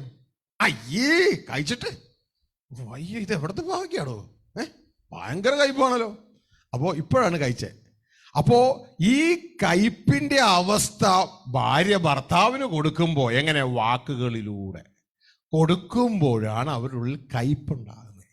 ആ കയ്പുണ്ടാകണ അനുസരിച്ച് പാവയ്ക്ക എന്നാ കയ്പ, അവർ തുപ്പുമ്പോൾ നിങ്ങളുടെ ശരീരം വേദന എടുക്കും, അല്ലെങ്കിൽ കുടുംബ കലഹം ഉണ്ടാകും, അല്ലെങ്കിൽ പല പല വിഷയങ്ങളുണ്ടാകും. പലപ്പോഴും കുടുംബങ്ങൾ രണ്ടായി മാറും. അപ്പോൾ ഇത് ഭാര്യയും ഭർത്താവും ഈ സംഭവം തിരിച്ചറിയണം. തിരിച്ചറിഞ്ഞിട്ട് ഭർത്താവ് മനസ്സിലാക്കണം, ഞാൻ ദൈവത്തിൻ്റെ ഭുജമാണ്. ഭാര്യ മനസ്സിലാക്കണം, ആ ഭുജത്തിൻ്റെ സപ്പോർട്ടാണ് ഞാൻ. ഇത് രണ്ടും മനസ്സിലാക്കി പ്രോപ്പറായിട്ട് പ്രവർത്തിച്ചാൽ കുടുംബജീവിതം മനോഹരമാകും. പക്ഷെ ഇത് രണ്ടും അറിയാത്തത് കൊണ്ട് ഇങ്ങനെയുള്ള വിഷയങ്ങളുണ്ട്. അപ്പോൾ ഒരു വിഷയം മാത്രം, ധാരാളം വിഷയങ്ങൾ കുടുംബജീവിതത്തിൽ ചിന്തിക്കാനുണ്ട്. ഇതുകൊണ്ട് എന്ത് പറ്റുമെന്നറിയാമോ? ഇതാ അമ്മച്ചേരി അപ്പഞ്ചേരിയൊക്കെ വീട്ടിലുണ്ടാകും. അമ്മച്ചേരി എന്ന് പറഞ്ഞു കഴിഞ്ഞാൽ അമ്മയും കുറച്ച് പിള്ളേരും കൂടെ ഒരു ചേരി, അപ്പനും കുറച്ച് പിള്ളേരും ഒരു ചേരി. ഞാനിത് ഒരിക്കലും ഒരിടത്ത് പറഞ്ഞപ്പോൾ ഒരു ദേവദാസനാണ്, ഒരു എൽഡർലി വ്യക്തി എന്നോട് വന്നിട്ട് പറഞ്ഞേ, അപ്പഞ്ചേരി എന്ന് പറഞ്ഞ സാധനം ഇല്ലടോ, അമ്മച്ചേരിയെ ഉള്ളൂ. മനസ്സിലായ? പിള്ളേരെയൊക്കെ അവൾ കൊണ്ടുപോയിട്ടുണ്ടാകും. എല്ലാ അവബാധയ്ക്കും അവൾ ഇങ്ങനെ ചെയ്യും. കാരണം ഫുഡ് അടുക്കളയുടെ കീ അവളുടെ കയ്യിലാണല്ലോ. എപ്പോഴും വയറ് നോക്കി ആളുകൾ സ്നേഹം കൊടുക്കുകയുള്ളൂ. അപ്പോൾ ഓട്ടോമാറ്റിക് ഇത് അങ്ങോട്ടേക്ക് പോയിട്ടുണ്ടാവും. മറ്റേ പുള്ളി അങ്ങനെയല്ല, കാളയെ പോലെ ഇങ്ങനെ പണിയെടുത്ത് കൊണ്ടുപോകാന്ന് പറയുമ്പോൾ അയച്ചു കൊടുക്കുന്നുകൊണ്ടിരിക്കും. അങ്ങനെയാ. അദ്ദേഹം പിള്ളേരുമായിട്ട് വലിയ ബന്ധമൊന്നും ഇല്ല. അപ്പോൾ ഇതാ പലയിടത്തും ചേരിയാ. നമ്മൾ ബൈബിൾ നോക്കുമ്പോഴും അറിയാം, യേശാവിന് എപ്പോഴും യാക്കോബിന് എപ്പോഴും ഇഷ്ടം യേശാവിനെയായിരുന്നു. കാരണം യേശാവാണ് വേട്ടയിറച്ചിയും കൊണ്ട് വരുന്നത്. ഹല്ലേലൂയ. അപ്പോൾ അവിടെ ഒരു ചേരി നമുക്ക് കാണാം. ഭാര്യയ്ക്ക് സ്നേഹം മറ്റേ വ്യക്തിയോടാണ്. ഹല്ലേലൂയ. അപ്പോൾ അങ്ങോട്ടും ഇങ്ങോട്ടും ചേരി കാണുവാനായിട്ട് ഈ ചേരി ഉണ്ടാകാൻ പാടില്ല.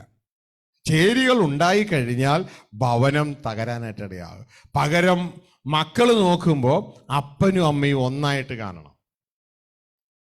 അമ്മയുടെ കുറ്റം ചെന്ന് അപ്പനോട് പറയുമ്പോൾ, മോള് അല്ലെങ്കിൽ മോൻ ചെന്ന് അപ്പനോട് പറയുമ്പോൾ അത് അപ്പൻ ഗൗനിക്കാൻ പോകരുത്. പകരം ഇങ്ങനെയുള്ള കാര്യങ്ങൾ എന്നോട് പറയരുതെന്ന് പറഞ്ഞ് നിരുത്സാഹപ്പെടുത്തിയിട്ട് ഭാര്യയോട് ചേർന്ന് നിന്നിട്ട്, ഇപ്പം മോളിയാണ് ഭാര്യയെങ്കിൽ എടി മോളെ എന്ന് വിളിച്ച് ഇവര് തമ്മിൽ ഒന്നാണെന്ന് മക്കൾക്ക് ബോധ്യം കൊടുക്കണം.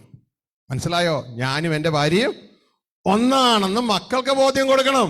അപ്പോൾ അവരതിൽ അഡ്വാൻറ്റേജ് ആയിട്ട് എടുക്കത്തില്ല. പലരും അങ്ങനെയല്ല, ആണോ നിന്റെ ചാച്ചനല്ലേടി അങ്ങനെ ആടി, എനിക്ക് അറിയായിരുന്നു. എന്നിട്ട് ആ പറഞ്ഞ കുറ്റം പറഞ്ഞ ഒന്നിനെ ചേർത്ത് പിടിക്കും. കുടുംബം കലഹം വേറൊന്നും വേണ്ട, ഇത് അവർ മുതലെടുക്കും. പകരം യേശുക്രിസ്തു നമ്മളോട് പറയുന്നത് പോലെ പറയണം, ഞാനും എൻ്റെ പിതാവും ഒന്നാണ് എന്ന് പറയുന്നത് പോലെ പറയണം.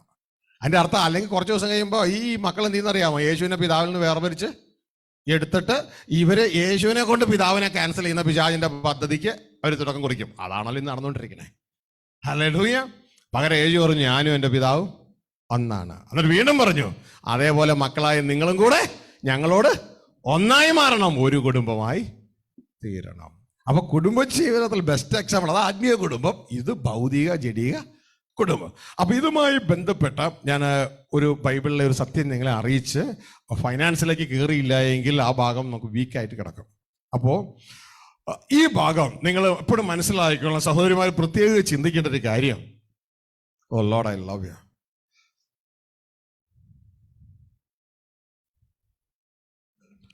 ഉൽപ്പത്തി പുസ്തകം 3-ാം അധ്യായം അനുസരണക്കേടിന് ശേഷം ദൈവം പറയുന്ന കാര്യമുണ്ട്. പുരുഷനോടും സ്ത്രീയോടും പാമ്പിനോടും ഒക്കെ കൽപ്പിക്കുന്ന കാര്യം. അതിന്റെ 3:15 വായിച്ചാട്ടെ. ഞാൻ നിനക്കും സ്ത്രീക്കും നിന്റെ സന്തതിക്കും അവളുടെ സന്തതിക്കും തമ്മിൽ ശത്രുത്വം ഉണ്ടാക്കും. അവൻ നിന്റെ തല തകർക്കും, നീ അവന്റെ കുതികാൽ തകർക്കും. ഇത് പുരുഷനോട് പറഞ്ഞതാണ്. ഇനി താഴേക്ക് സ്ത്രീയോട് പറയുന്ന ശ്രദ്ധിക്കാം. സ്ത്രീയോട് കൽപ്പിച്ചത്, ഞാൻ നിനക്ക് കഷ്ടവും ഗർഭധാരണവും ഏറ്റവും വർദ്ധിപ്പിക്കും. നീ വേദനയോടെ മക്കളെ പ്രസവിക്കും. നിന്റെ ആഗ്രഹം നിന്റെ ഭർത്താവിനോടാകും, അവൻ നിന്നെ ഭരിക്കും. ശ്രദ്ധിച്ചേ, അത് അങ്ങനെയായിരുന്നെങ്കിൽ എത്ര സന്തോഷമായിരുന്നു അല്ലേ? നിങ്ങൾ ശ്രദ്ധിച്ചോ? അത് അങ്ങനെയായിരുന്നെങ്കിൽ എത്ര സന്തോഷമായിരുന്നു. അതായത് ഉൽപ്പത്തി 3:16 നമ്മൾ വായിക്കുകയാണ്. ഇതാ സ്ത്രീയോട് ദൈവമാണ് പറയുന്നത്. ദൈവം പറയുകയാണ്. ശ്രദ്ധിച്ചോ സഹോദരിമാരെ, പ്രത്യേകം ശ്രദ്ധിച്ചോളൂ കേട്ടോ. കാരണം നിങ്ങളത് ആരും പറഞ്ഞു തരത്തൊന്നുമില്ല. നിങ്ങളോട് പറഞ്ഞു തന്നാൽ നിങ്ങളുടെ ദേഷ്യമൊക്കെ അവരെ എടുക്കേണ്ടി വരും. ഇപ്പം നിങ്ങളിപ്പോൾ എന്നോട് ദേഷ്യപ്പെട്ടാൽ എനിക്കൊരു കുഴപ്പമൊന്നും ഇല്ല. കാര്യം ഉള്ളതുപോലെ പറയുക, സത്യത്തെ മറച്ചു വെക്കരുത്, അതിൽ ഡൈല്യൂട്ട് ചെയ്യരുത്. സ്ത്രീയോട് കൽപ്പിച്ചത്, ഞാൻ നിനക്ക് കഷ്ടവും ഗർഭധാരണവും ഏറ്റവും വർദ്ധിപ്പിക്കും. ആര് വർദ്ധിപ്പിക്കും? ദൈവം വർദ്ധിപ്പിക്കും. നീ അത്ര ദുഷ്ടനാണോ? ദുഷ്ടനല്ല, നല്ലൊരപ്പനാ. തെറ്റ് ചെയ്താ ഇവിടെ പിടിക്കും. ദൈവത്തിന്റെ പ്രോപ്പർട്ടി ആദത്തെ വലിച്ചുകൊണ്ട് പോയത് ആരാന്നറിയാമോ? ഈ ഹവ്വയാ ആദത്തെ വലിച്ചുകൊണ്ട് പോയത്. ഇതാ അതുകൊണ്ടാണ് താഴെ എഴുതിയിരിക്കുന്നത്, മനുഷ്യനോട് കൽപ്പിച്ചതോ 17 നീ നിന്റെ ഭാര്യയുടെ വാക്ക് അനുസരിക്കുകയും. നീ ആരെ അനുസരിച്ച്? നിന്റെ ഭാര്യ അല്ലേ? തിന്നരുന്ന് ഞാൻ കൽപ്പിച്ച ഫലം തിന്നുകയും ചെയ്തത് കൊണ്ട് നിന്റെ നിമിത്തം ഭൂമി, അതായത് നിന്റെ കുടുംബം ശപിക്കപ്പെട്ടിരിക്കുന്നു. അങ്ങനെയുണ്ട്. തല തിരിച്ചതാ. ദൈവം കൽപ്പിച്ചു, ഭാര്യയും കറഞ്ഞു. ദൈവം കൽപ്പിച്ചത് വിട്ടു, ഭാര്യ പറഞ്ഞെടുത്തു, ഭൂമി ശപിക്കപ്പെട്ടു. എല്ലാ പുരുഷന്മാരും മനസ്സിലാക്കിയോ, ദൈവം പറയണത് വിട്ട് ചുറ്റുമുള്ള ആരെങ്കിലും നിങ്ങൾ തന്നെ പറയുന്നത് എടുത്തു കഴിഞ്ഞാൽ അത് നമുക്ക് നന്മയല്ല, ശാപമായിട്ട് മാറും. പകരം ദൈവം പറഞ്ഞ അനുസരിച്ച് ജീവിച്ചോളുക. അല്ലെങ്കിൽ ആദ്യ കുടുംബം ശപിക്കപ്പെട്ടതിന്റെ കാരണം അതാ. ഒരു സൈഡിൽ ഭാര്യ, ഒരു സൈഡിൽ ദൈവം. ദൈവം പറഞ്ഞു, ഞാൻ പറഞ്ഞ വാക്കിന് ഉപരിയായി അവളുടെ വാക്ക് നീ കേട്ടനുസരിച്ചു, ഈ നിമിത്തം ഭൂമി ശപിക്കപ്പെട്ടു. മരണം കയറി, പിശാചിന്റെ സാന്നിധ്യമായി. ശാപം പിശാചിന്റെ സാന്നിധ്യമാണ്. ഹല്ലേലൂയ. ഇനി അടുത്തത് ഇതാ അവിടെ എഴുതിയിരിക്കുകയാണ്, സ്ത്രീയോട് കൽപ്പിച്ച, ഞാൻ നിനക്ക് കഷ്ടവും ഗർഭധാരണവും ഏറ്റവും വർദ്ധിപ്പിക്കും. നീ വേദനയോടെ മക്കളെ പ്രസവിക്കും. വേദനയോടെ. ഇത് ശ്രദ്ധിച്ചോ, പ്രസവ സംബന്ധമായ എല്ലാ കാര്യങ്ങൾക്കും വേദനയില്ലേ? നിങ്ങൾക്ക് എല്ലാ കാര്യങ്ങൾക്കും വേദനയല്ലേ? ഒരു മാസത്തിന്റെ ഒരു 4-5 ദിവസം വയറും പൊത്തി നടക്കാറില്ല, വയറുവേദനയെന്നും പറഞ്ഞുകൊണ്ട്.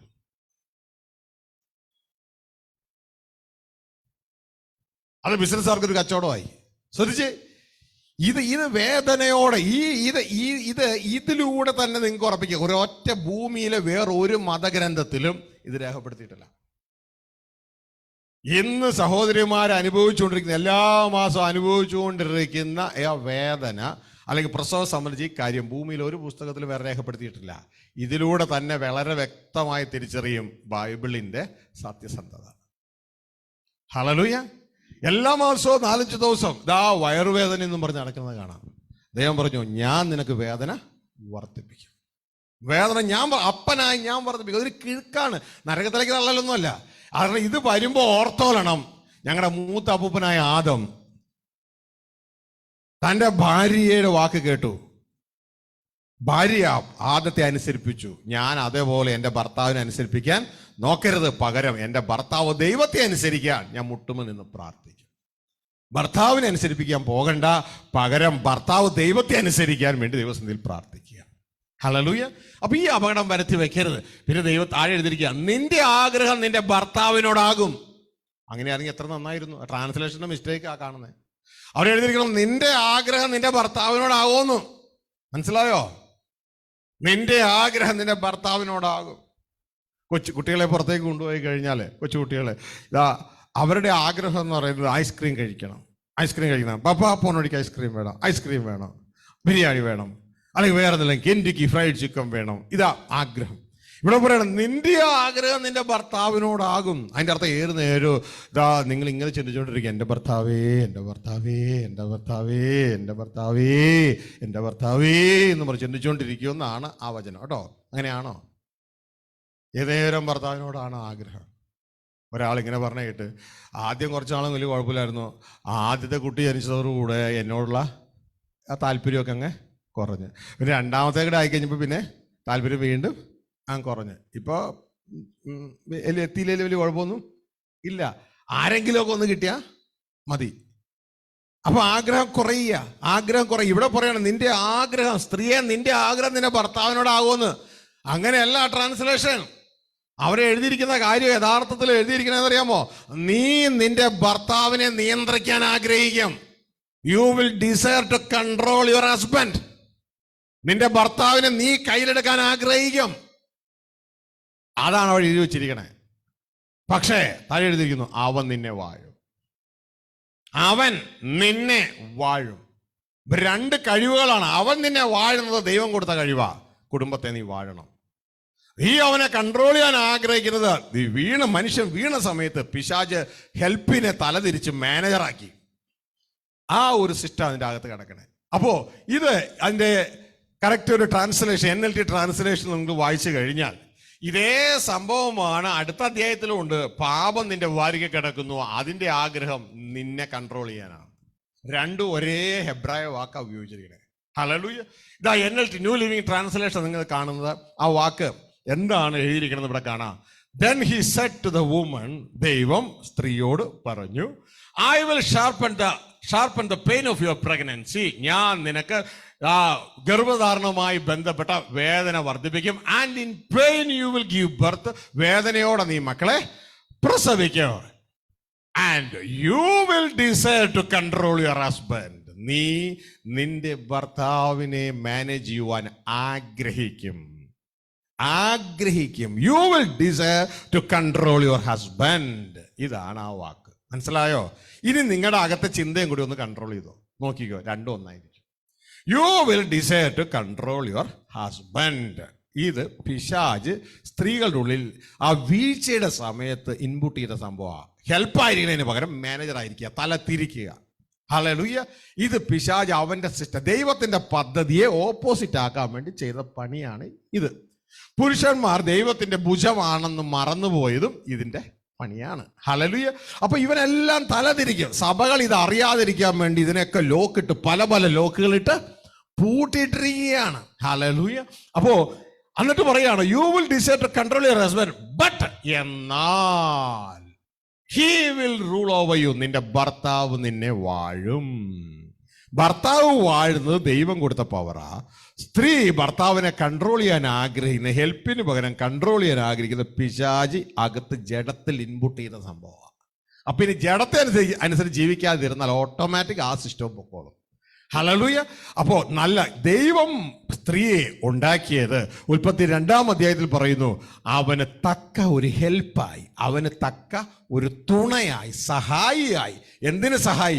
ദൈവം കൊടുത്ത പദ്ധതിക്ക് സ്ത്രീ ഒരു സഹായി ആയിട്ടാണ് ആഗ്രഹിക്കുന്നത്. അപ്പൊ എൻ്റെ പ്രിയ കുഞ്ഞുങ്ങളെ, ഇനി നിങ്ങൾ ഈ താഴെ കാണുന്ന വാക്യം കണ്ടോ, ജെനസിസ് 4:7. ഇതും ഇത് തന്നെയാണ് ഈ പറയുന്നത്, ഇതേ വാക്ക് തന്നെയാണ്. നിങ്ങൾക്കത് പെട്ടെന്ന് മനസ്സിലാവും. സ്ത്രീകൾ വേണമെങ്കിൽ അതൊന്ന് നിങ്ങൾക്ക് അക്സെപ്റ്റ് ചെയ്യാൻ ചിലർക്കൊരു ബുദ്ധിമുട്ടുണ്ടാകും. മുട്ടുമ്മേലിരുന്ന് ഈ അടുത്ത വാക്യം കൂടി വായിക്കുക. എന്നിട്ട് നിങ്ങൾ ഇച്ചിരി പഠിച്ചവരാണെങ്കിൽ ഹെബ്രായ വേർഡും കൂടി എടുത്ത് പഠിക്കുക. അപ്പൊ രണ്ടും ഒരേ വാക്യമാണ് ഉപയോഗിച്ചിരിക്കുന്നത് കാണാം. ഈ അടുത്ത അദ്ദേഹത്തെ പറഞ്ഞതെന്നറിയാമോ? ഉൽപ്പത്തി 4:7 കൂടി വായിച്ച്. 4:7. നീ നന്മ ചെയ്യുന്നുവെങ്കിൽ പ്രസാദമുണ്ടാവുകയില്ലയോ? നീ നന്മ ചെയ്യുന്നില്ലെങ്കിലോ പാപം വാതിക്കൽ കിടക്കുന്നു. അതിന്റെ ആഗ്രഹം നിങ്ങളിലേക്കാകുന്നു. അതിന്റെ ആഗ്രഹം നിന്നിലേക്കാകുന്നു. ഇവിടെ ഭാര്യയുടെ ആഗ്രഹം ഭർത്താവിലേക്കാവുന്നു, അവിടെ പാപത്തിന്റെ ആഗ്രഹം നിങ്ങളിലേക്കാവുന്നു. മനസ്സിലായോ? ഒരു ഭാഗത്ത് പാപം നിങ്ങൾ എന്തിനാ ആഗ്രഹിക്കണേ? കീഴടക്കാൻ. ഭാര്യ എന്തിനാ ആഗ്രഹിക്കണേ? കീഴടക്കാൻ. രണ്ടും ഒരേ ഹെബ്രായ വേടാ. ഹല്ലേലൂയ. അപ്പൊ പ്രിയ കുഞ്ഞുങ്ങളെ, ഇതാണ് കുടുംബ കലഹത്തിന്റെ റൂട്ട്. മനസ്സിലായോ? ഇത് തിരിച്ചറിഞ്ഞാൽ അനേക കുടുംബങ്ങൾ കലഹത്തിൽ നിന്ന് വിമുക്തരാകും. ഹല്ലേലൂയ. ഒന്ന്, ഭർത്താവ് ദൈവത്തിന്റെ ഭുജമാണെന്ന് ഭർത്താക്കന്മാർ തിരിച്ചറിയണം. 2, ഭാര്യ തിരിച്ചറിയണം ദൈവം എന്നെ ആക്കി വെച്ചത് ദൈവത്തിന്റെ ഭുജമായ ഭർത്താവിന് ഒരു ചെറുവിരൽ പോലെ കൂടെ നിന്ന് സഹായിക്കാൻ വേണ്ടിയാണെന്ന് ഭാര്യ തിരിച്ചറിയണം. അല്ലാതെ ഭർത്താവിന്റെ ഭുജത്തെ കൺട്രോൾ ചെയ്യേണ്ട മാനേജറാണ് ഞാനെന്നല്ല ചിന്തിക്കേണ്ടത്. ഹല്ലേലൂയ. ഇത് രണ്ടും കൂടെ ഇന്ന് തിരിച്ചറിഞ്ഞാൽ കുടുംബ ജീവിതങ്ങൾ മനോഹരം ആയി. ഹല്ലേലൂയ. മനസ്സിലാവുന്നുണ്ട്? ഇതും ആഴത്തിൽ ഇനിയും നിങ്ങൾ പഠിക്കാനുണ്ട്, മനസ്സിലാക്കാനുണ്ട്. അപ്പോൾ കുടുംബജീവിതത്തിൽ വിവാഹത്തിന് മുമ്പാണ് ഈ ട്രെയിനിങ് ഒക്കെ മനസ്സിലാക്കേണ്ടത്. ഈ ട്രെയിനിങ് ഒന്നും ഇല്ലാതെ, ഡ്രൈവ് ലൈസൻസ് പോലും ഇല്ലാതെ വണ്ടി കിട്ടി എവിടെയും പോയി ഇടിക്കുന്നത് പോലെയാണ് ഇന്ന് കുടുംബജീവിതം. അത് വ്യക്തതയോടെ ഇത് തിരിച്ചറിയുക, ഇത് മനസ്സിലാക്കുക. ഇനി ഇത് പണിയുന്ന സ്റ്റെപ്പുകളൊക്കെ വേറെയാണ്. ഹല്ലേലൂയ. അതുകൊണ്ട് പ്രിയ കുഞ്ഞുങ്ങളെ, ഇത് മനസ്സിലാക്കി നമ്മുടെ ജീവിതത്തിന്റെ സ്റ്റെപ്പിൻ ചെയ്യുക. മനോഹരമായി ദൈവത്തിന്റെ പദ്ധതി തിരിച്ചറിയുക. എത്ര നല്ല പപ്പയാ നമ്മുടേതെന്നറിയാമോ? എത്ര നല്ല പപ്പ. ദൈവത്തിന്റെ വചനം പറയുന്നു, ഞാൻ എത്ര നല്ലവനും നിങ്ങൾ രുചിച്ചറിയാനാ പറയുന്നത്. Taste and see how sweet am I. ഞാൻ എത്ര മാധുര്യമേറിയാണെന്ന് നിങ്ങൾ രുചിച്ചറിയുക. ഹല്ലേലൂയ. ആ പപ്പ ഇതാ നമുക്ക് ഈ ലോകത്തിലെ വേറെ ഒരു പുസ്തകവും വേണ്ട. ഹല്ലേലൂയ. നമുക്ക് അപ്പപ്പോ വേണ്ടത് അകത്തുനിന്ന് വന്നുകൊണ്ടേയിരിക്കും. കാരണം നമ്മുടെ സോഴ്സ് നിങ്ങൾ നേരത്തെ കണ്ടില്ലേ, നമ്മുടെ തല എന്ന് പറയുന്നത് വേറെ ആരുമല്ല, നമ്മുടെ ആത്യന്തികമായ തല, നമ്മുടെ ഡയറക്റ്റ് തല ക്രിസ്തുവാണ്. ആത്യന്തികമായ തല സ്വർഗസ്ഥ പിതാവാണ്. നമ്മുടെ ആത്യന്തികമായ തല. ഈ ഒരു സംഭവം നമ്മൾ വ്യക്തതയോടെ മനസ്സിലാക്കി സിസ്റ്റം ചേഞ്ച് ചെയ്യുക, നമ്മുടെ എൻജിൻ ചേഞ്ച് ചെയ്യുക. ഇതുവരെയും ജഡ എൻജിനാണ്, പിശാചിന്റെ എൻജിനാണ് മൂവ് ചെയ്തുകൊണ്ടിരുന്നത്. പിശാചാണ് നമ്മളിലൂടെ സർവ്വലോകവും വാണുകൊണ്ടിരുന്നത്. ഇനി ദൈവം കിങ്ഡം, ദൈവരാജ്യം വാഴ ഈ ഒരു എൻജിൻ കണ്ടോ, ഈ ഒരു എൻജിൻ കണ്ടോ, പിശാചിൽ നിന്ന് ആരംഭിക്കുന്നു, ജഡത്തിലേക്ക് എത്തുന്നു, നമ്മുടെ സ്വയത്തിലേക്ക് എത്തുന്നു, ബോഡിയിലേക്ക് എത്തുന്നു, ഈ ഭൂമിയിലേക്ക് നമ്മൾ സംസാരിക്കുന്നു, അവസാനം മരണം നമ്മളെ പിടികൂടുന്നു. മനസ്സിലായി? ഈ എൻജിനാണ് പിശാച് ഇതുവരെ ആവിഷ്കരിച്ച് നടത്തിക്കൊണ്ടിരുന്നത്.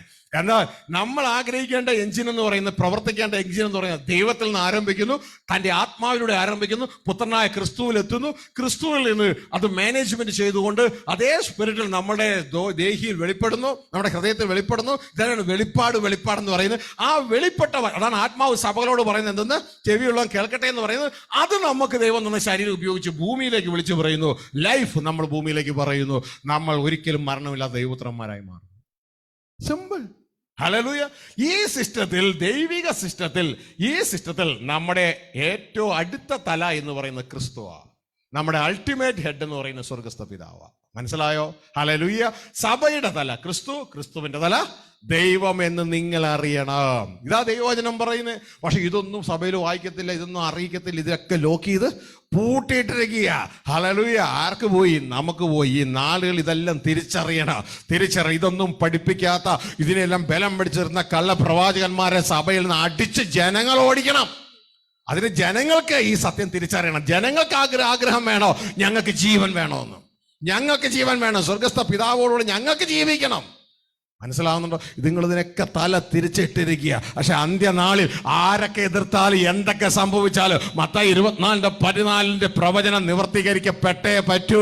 ദൈവത്തിന്റെ വചനം പറയുന്നു, രാജത്വത്തിന്റെ സുവിശേഷം സർവ്വ ജാതികൾക്ക് സാക്ഷ്യമായി ലോകത്തിൽ എല്ലായിടവും അറിയിക്കപ്പെടും.